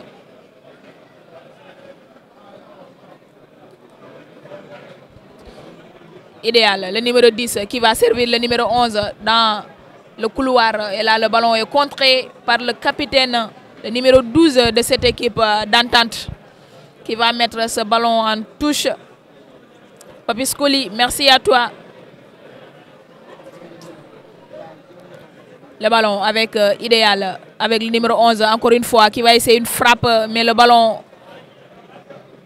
qui n'est pas sorti, hein, ça va revenir avec le numéro 10 pour essayer cette frappe. Ouf.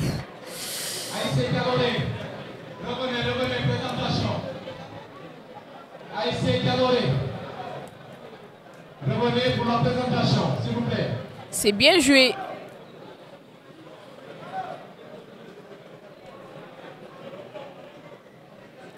Entente. Il va jouer avec son portier qui joue avec le capitaine, le numéro 12.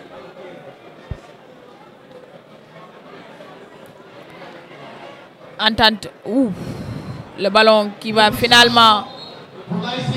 Deux changements du côté d'idéal. Le numéro 9 et le numéro 5 entrant à la place du numéro 9.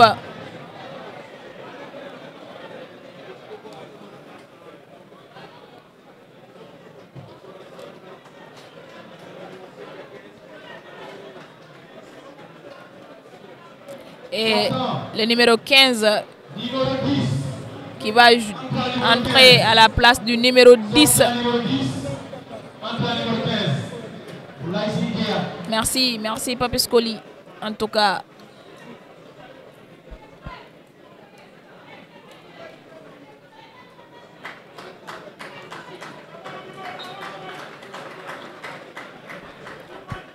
la rentrée de tous pour Entente avec le numéro 15. Le ballon sera encore une fois contré et remis en touche par idéal. Cette fois, le numéro 11 pour Messi. Le ballon contré par idéal. Et là, le coup franc qui est commis par Entente sur idéal.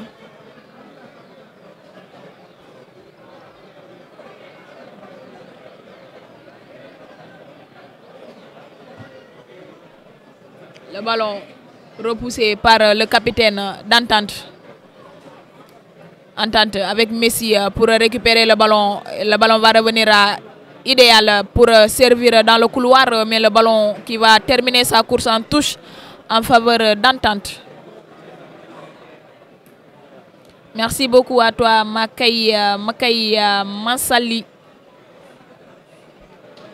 Le ballon pour Entente avec le capitaine dans le rond central pour servir le numéro 4. Et là, il y a eu bousculade sur le numéro 18 d'Entente. Le ballon très rapidement joué dans le couloir.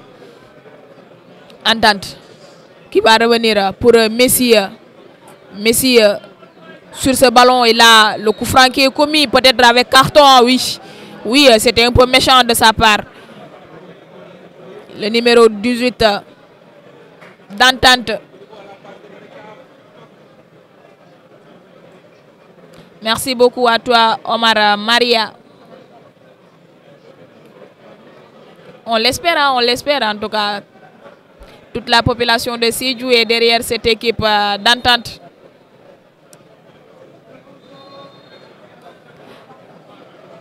Qui est en mission, hein. Sa mission c'est d'aller se qualifier, mais malheureusement pour l'instant ils sont menés par 2-0. Idéal avec le numéro 7, peut-être le troisième but, le ballon qui va revenir. L'arbitre finalement qui a sifflé un coup franc, heureusement, parce que sinon le ballon allait terminer au fond des filets de cette équipe d'Entente. Le ballon va revenir avec le portier pour servir le numéro 18 qui joue avec le numéro 12 qui va jouer dans le rond central, mais le ballon est contré. Ça va revenir à Idéal dans le rond central avec le numéro 6. Le numéro 6, il joue avec le numéro 14 qui va prolonger le ballon. Ça va revenir à Entente avec le numéro 11 et le ballon est contré et mis en touche en faveur. Un changement. Le numéro 10, Messi qui sort pour donner sa place au numéro 8.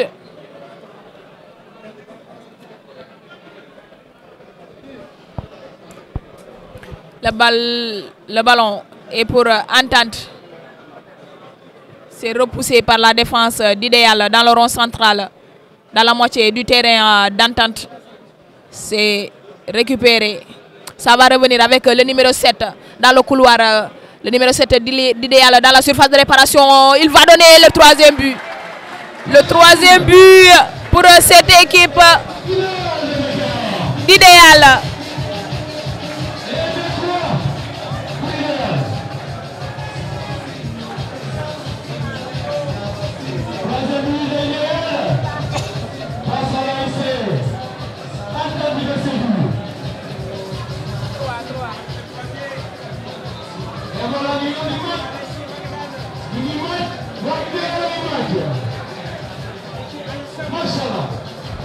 En tout cas, ce troisième but libérateur, je dirais, d'Idéal, là, qui vient mettre KO cette équipe d'Entente.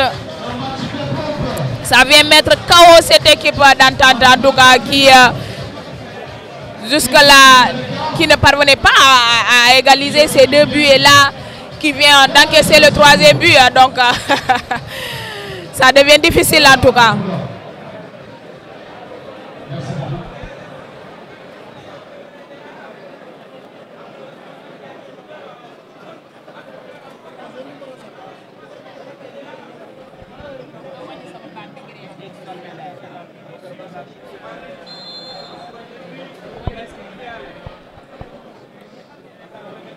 Le ballon avec Entente. Entente peut-être pour réduire le score. C'est directement capté par le portier d'Idéal.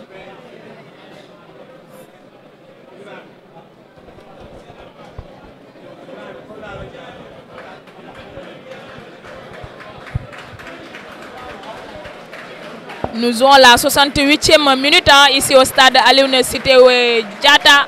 Entente de Sédhiou pousse pour revenir, mais là, c'est Entente Idéal plutôt qui vient marquer son troisième but.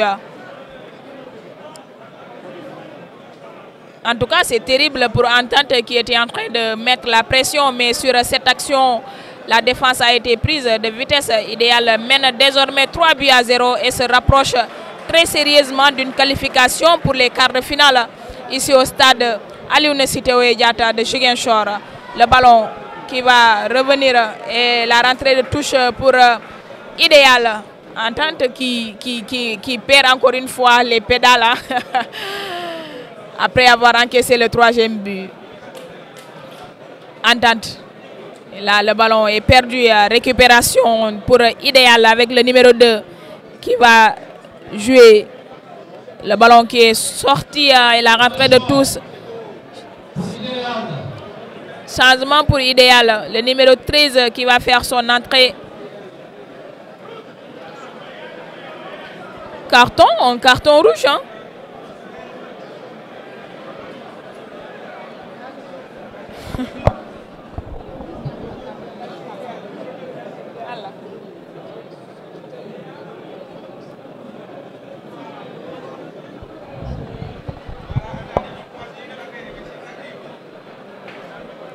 En tout cas, un carton qui est sorti.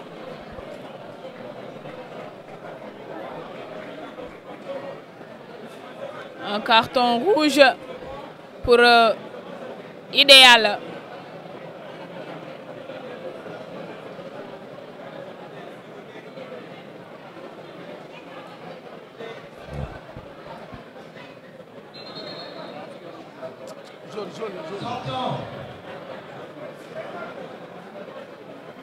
Numéro 11. C'est annulé.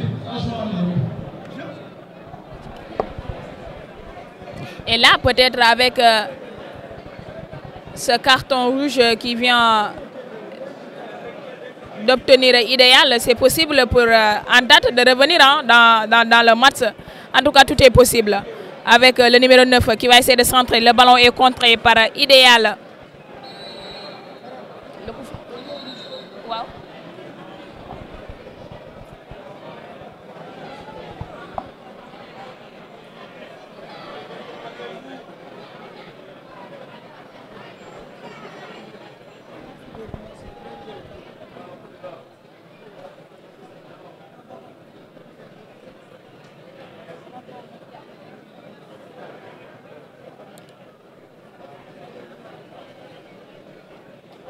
Là, nous sommes à la 75e minute. Hein.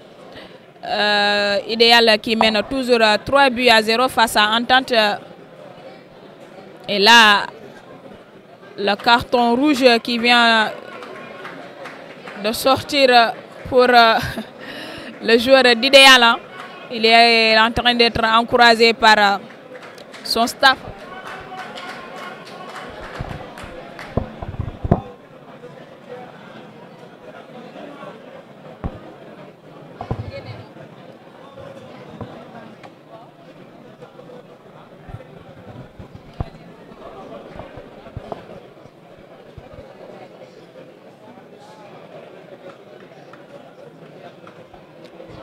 Idéal est réduit à 10 contre 11. En tout cas, peut-être que ça va jouer en faveur d'Entente puisqu'on joue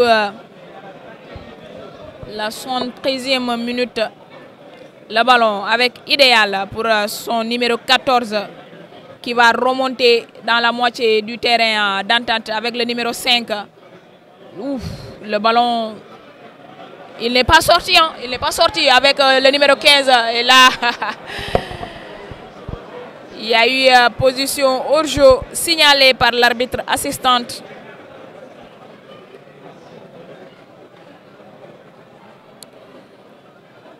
Alors, Idéal de Dakar est réduit à 10 depuis quelques minutes et Entente de Sédhiou pousse fort pour revenir au score. Hein. Le ballon dans le rond central, c'est récupéré par Idéal. Entente qui vient donner une poussette avec le numéro 18 pour servir dans le couloir. Le ballon va revenir avec dans le couloir. Entente toujours sur ce ballon. Il va essayer de passer, mais face à cette défense d'Idéal, le ballon sera repoussé. Deux changements du côté d'Entente. Le numéro 18 qui cède sa place au numéro 5. Et le numéro 7 qui va faire son entrée à la place du numéro 9. Peut-être avec cette fraîcheur, ces deux fraîcheurs-là, qui peut-être Entente va revenir. Hein. Mais là, l'espoir est peut-être perdu d'avance. Parce que là, avec 3-0, revenir au score va être difficile étant donné que nous jouons la 75e minute. Le ballon sera pour Idéal dans la surface de réparation et le ballon directement capté par le portier d'Entente qui va se dégager dans la moitié du terrain d'Idéal. Le ballon qui va finir sa course en touche.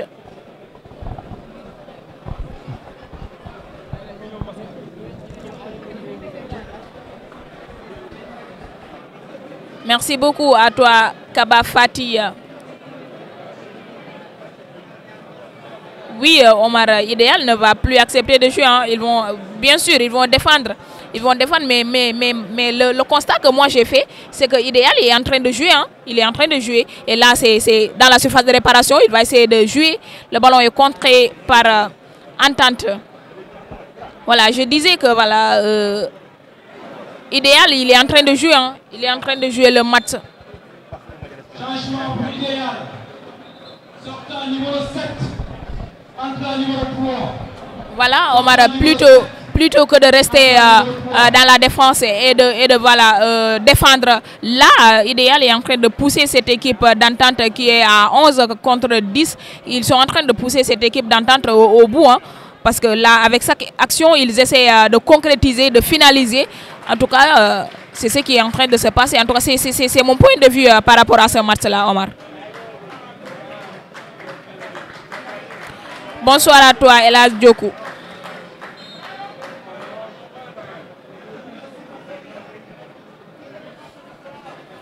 Entente dans la surface de réparation. Le ballon est repoussé par la défense d'Idéal dans le rond central avec Entente pour servir dans le couloir le numéro 2. Mais le ballon qui va terminer sa course en touche.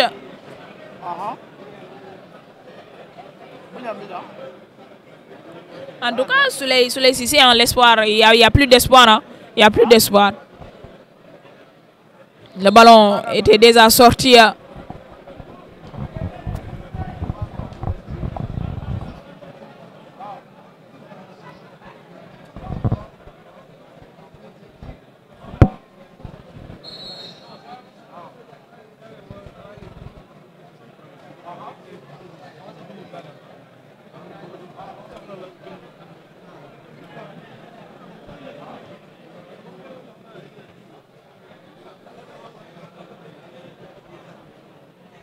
Voilà, donc, Hanissan est en train de mener voilà 3-0 pour l'instant. Entente va pousser là. Coach, il y a le tactical B comme nan donc.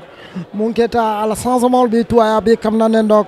Abadavinto Entente ma fenke no follow am bio sotono donc Abadavinto entre Entente et Idéal. Toujours ballon ba Idéal bolo.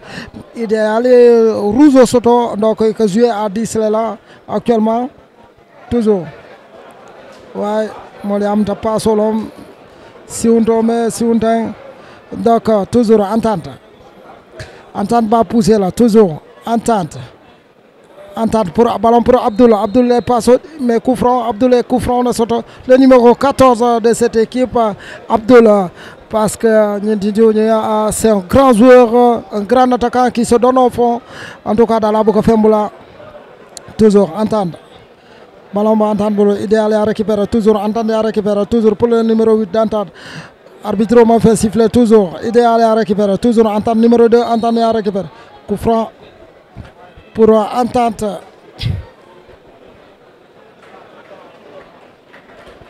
Massa, big up à toi.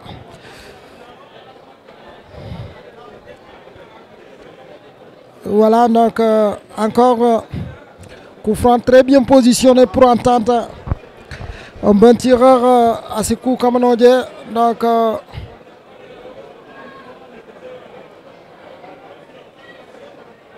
Kamobe tout un tout qui jaille. Avec ce coup franc d'entente, peut-être là l'occasion pour réduire le score. Hein.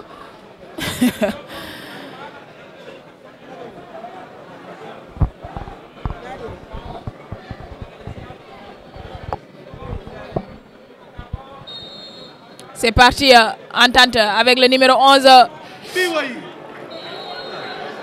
Il y a position au jeu.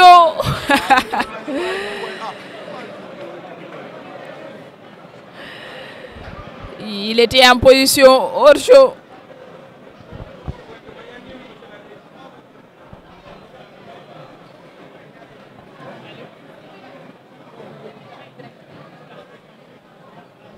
Le ballon dans le rond central pour Entente. Entente qui va essayer de jouer avec son numéro 2.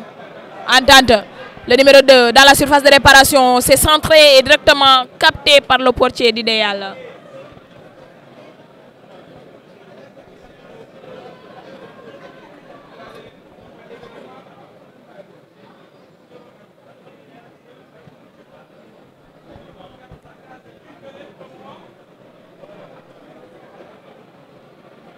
Le ballon avec Entente.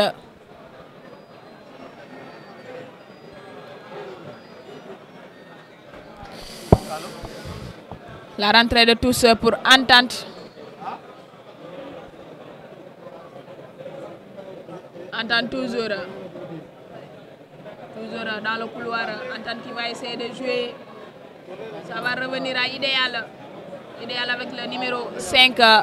Le ballon est récupéré dans le rond central. Entente qui joue dans la moitié du terrain d'Idéal. Entente qui temporise pour chercher de l'appui pour son numéro 15. Ça va revenir au capitaine, le numéro 12. Entente 12, le numéro 12 qui vont changer de côté pour trouver le numéro 2, mais qui était déjà en position hors jeu.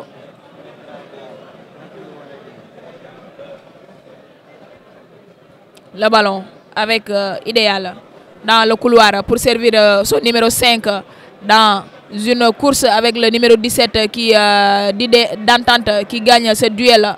Le ballon va revenir à Entente avec le numéro 3. 8 autant pour moi. Entente toujours dans le rond central. Il va essayer de servir le numéro 11 dans la moitié du terrain d'Idéal avec le numéro 14 qui ne laisse pas ce ballon. Il va le mettre en touche. La touche est très rapidement jouée avec le numéro 11 qui va essayer de frapper dans la surface de réparation avec ce centre. Et c'est directement capté par le portier. En tout cas, c'est très bien tenté. Mais le portier a été vigilant sur le coup. Et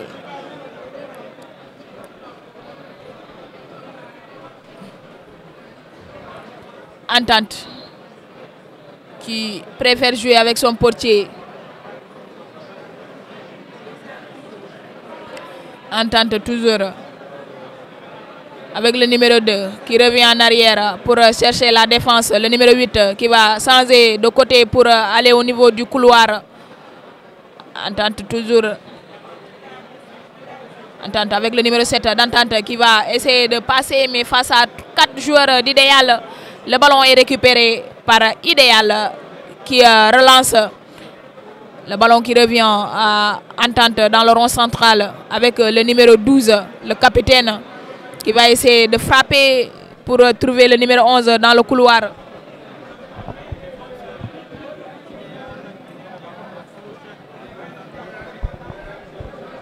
Séni Dramé, ça va bien. Lamine Bodian, merci beaucoup. Massar, ouais, on est désolé, hein, mais... Et là, Idéal, peut-être qui va inscrire son 4e but. Idéal dans la surface de réparation. Le petit filet. Le petit filet.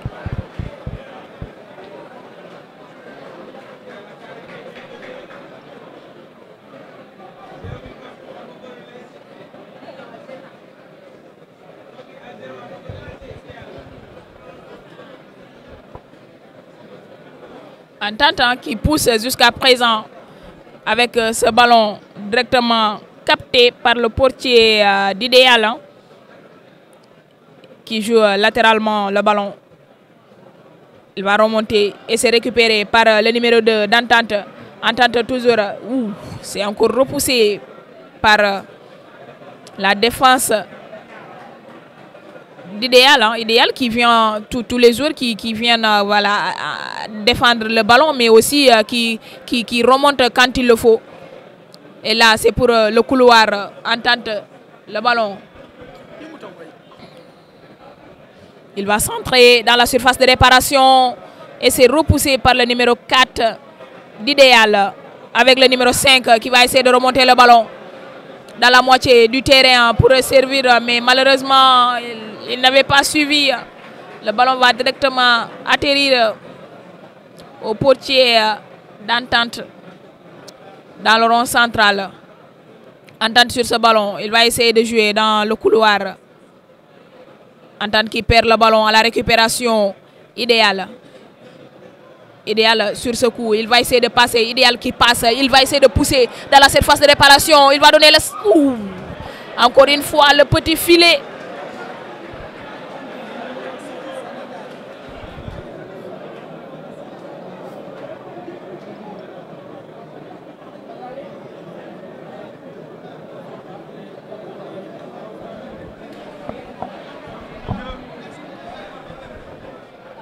Lifsa Mané, il s'agit du numéro 7 de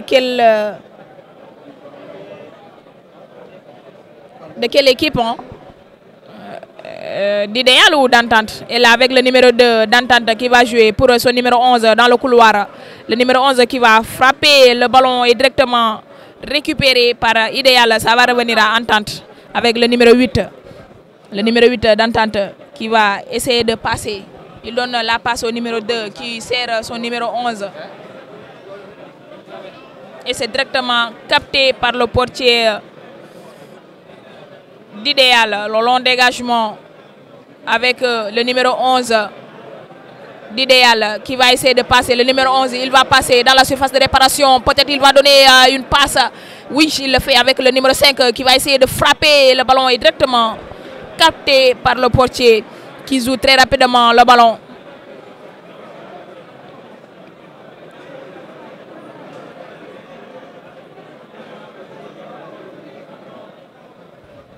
Entente pour servir le numéro 11 dans le couloir.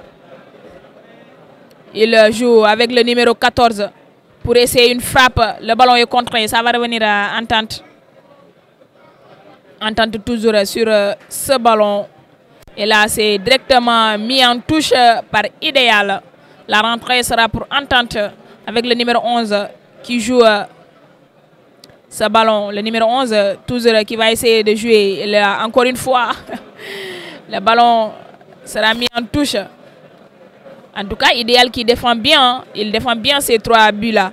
Alors, même s'ils sont à 10 contre 11, ils sont en train de très bien jouer et de défendre jusqu'au bout face à cette équipe d'Entente. Il y a eu un coup franc en faveur d'Idéal.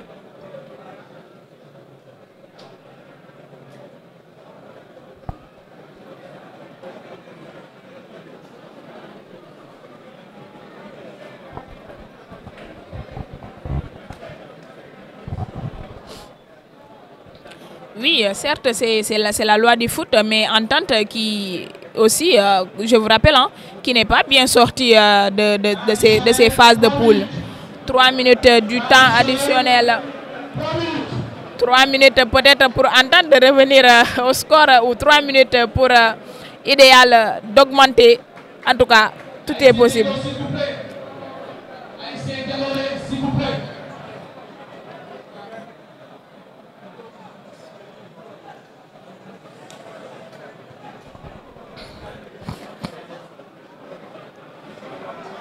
Le ballon est poussé et ça va terminer sa course en touche. La rentrée est pour Idéal. Idéal pour cette rentrée de touche. Avec le numéro 3, Idéal qui fait un petit camp. Là, il va jouer avec le portier qui va encore jouer latéralement ce ballon. Il va essayer de remonter le ballon.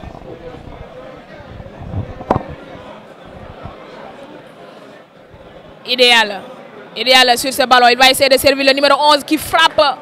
Et le ballon sera au-dessus de la barre transversale. Alors tout à l'heure, c'est Dialoré contre Dego de Ziguinchor.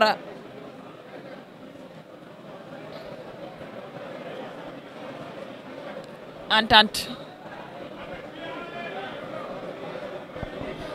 avec le numéro 2 qui donne une passe aveuglement et il ne trouve personne.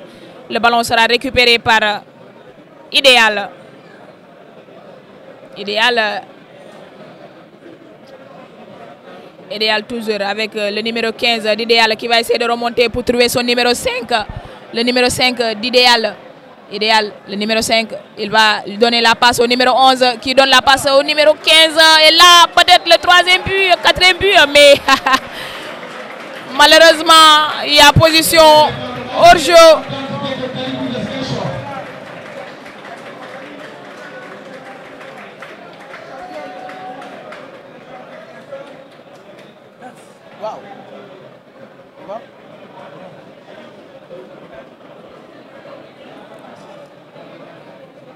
Entente avec le numéro 11. Entente toujours. Peut-être là, ils vont réduire le score avec le numéro 2. Et le ballon sera encore contré par cette défense vraiment vigilante. Une défense très vigilante de l'ASC Idéal. La rentrée de tous pour Entente avec le numéro 14 qui joue ce ballon. Va jouer avec le numéro 11. Qui va essayer une frappe dans la surface de réparation et c'est contré. Et c'est terminé. Matar. Et voilà, c'est terminé ici au stade Alioune Sitoé Diatta de Ziguinchor. Après 90 minutes intenses, l'ASC Idéal de Dakar s'impose sur le score de 3 buts à 0 face à l'ASC Entente de Sédhiou.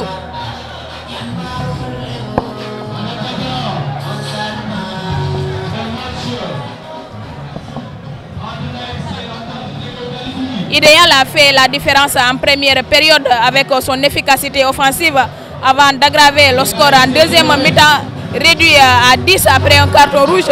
Les Dakarois ont malgré tout résisté et tenu bon jusqu'au bout. Entente de Sédhiou porté par a voulu réduire l'écart en poussant, mais malheureusement Matar ça n'a pas abouti et le score final c'est 3-0 face Idéal qui a marqué 3 buts face à Idéal. Idéal file en quart de finale des phases nationales tandis que l'Entente sort avec les honneurs mais beaucoup de regrets. Merci à vous de nous avoir. Donc Matar, c'est ce qui s'est passé ici. Ouais, donc Badou Kafaleko Idéal Natalay imposé Entente 3-0. Idéal kam tay téléphone mo rouge so kam da andane rouge so. Ouais, c'est le parce constat. que voilà football o bole ñama donc Entente ça accepter que bi perte lay yetay préparer gëna préparer voilà to mi jarta inchallah sina sima benoje mais mo betu yalon ko Entente à la qualification diminta no mbakele mais aussi Idéal ay kuja bala kana Sédhiou kono région de Sédhiou donc biya badami to ni Idéal équipe amanyana minimiser là donc système si mun techno pour que contre no nyandole kala mais yalo na bito ni momu yeno doro wala doro akaya wala ke doro c'est 3 buts à 0 wala kata bi saba Entente mambi soto voilà mola région de Sédhiou mola voilà Entente mola jatol bi Idéal yo lejine machallah donc ka foy ko décourage donc Mariama ngamta wala mun keta belle formation ti ngamta bloc news bo ci kala en charge là inchallah. Inchallah ça va être à 22h. Voilà 22h. Donc il faut nous attendre ces internautes de bloc news. Nous serons là à 22h pour le match de Belfort. Donc inchallah Rabbi on vous donne rendez-vous à 22h. Donc on dit décourage à Entente qui a fait de son mieux pour venir jusqu'à ces 8e de finale et être disqualifié. On dit aussi bonne chance à Idéal pour les quarts de finale Matar parce qu'ils sont qualifiés. Mariama ñu nataka mo konton so kono de nte Youssou nga konton na doro. non tey laa lekk ceebu ginaar bu sap. ah Youssou non Youssou mention spéciale. non du kenn du Youssou sama jarbaat. merci beaucoup et on vous dit merci Youssou à tout à l'heure à 22h inchallah rabbi sur Block News. Mariama Ba merci Ramatoulaye Diallo merci à tout le monde merci ala barka alma alayal dio voilà Block News kol mul ko mol suivre Fada Moussa donc big up à toi voilà ka Block kol be tantu ke jaya merci beaucoup.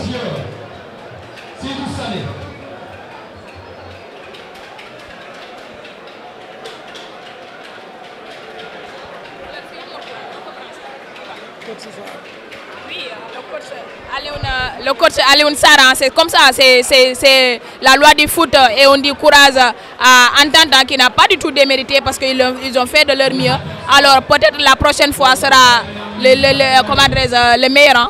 Ils vont revenir en force, Inch'Allah, Rabbi Matar. Merci beaucoup, coach Sarr. Merci à vous.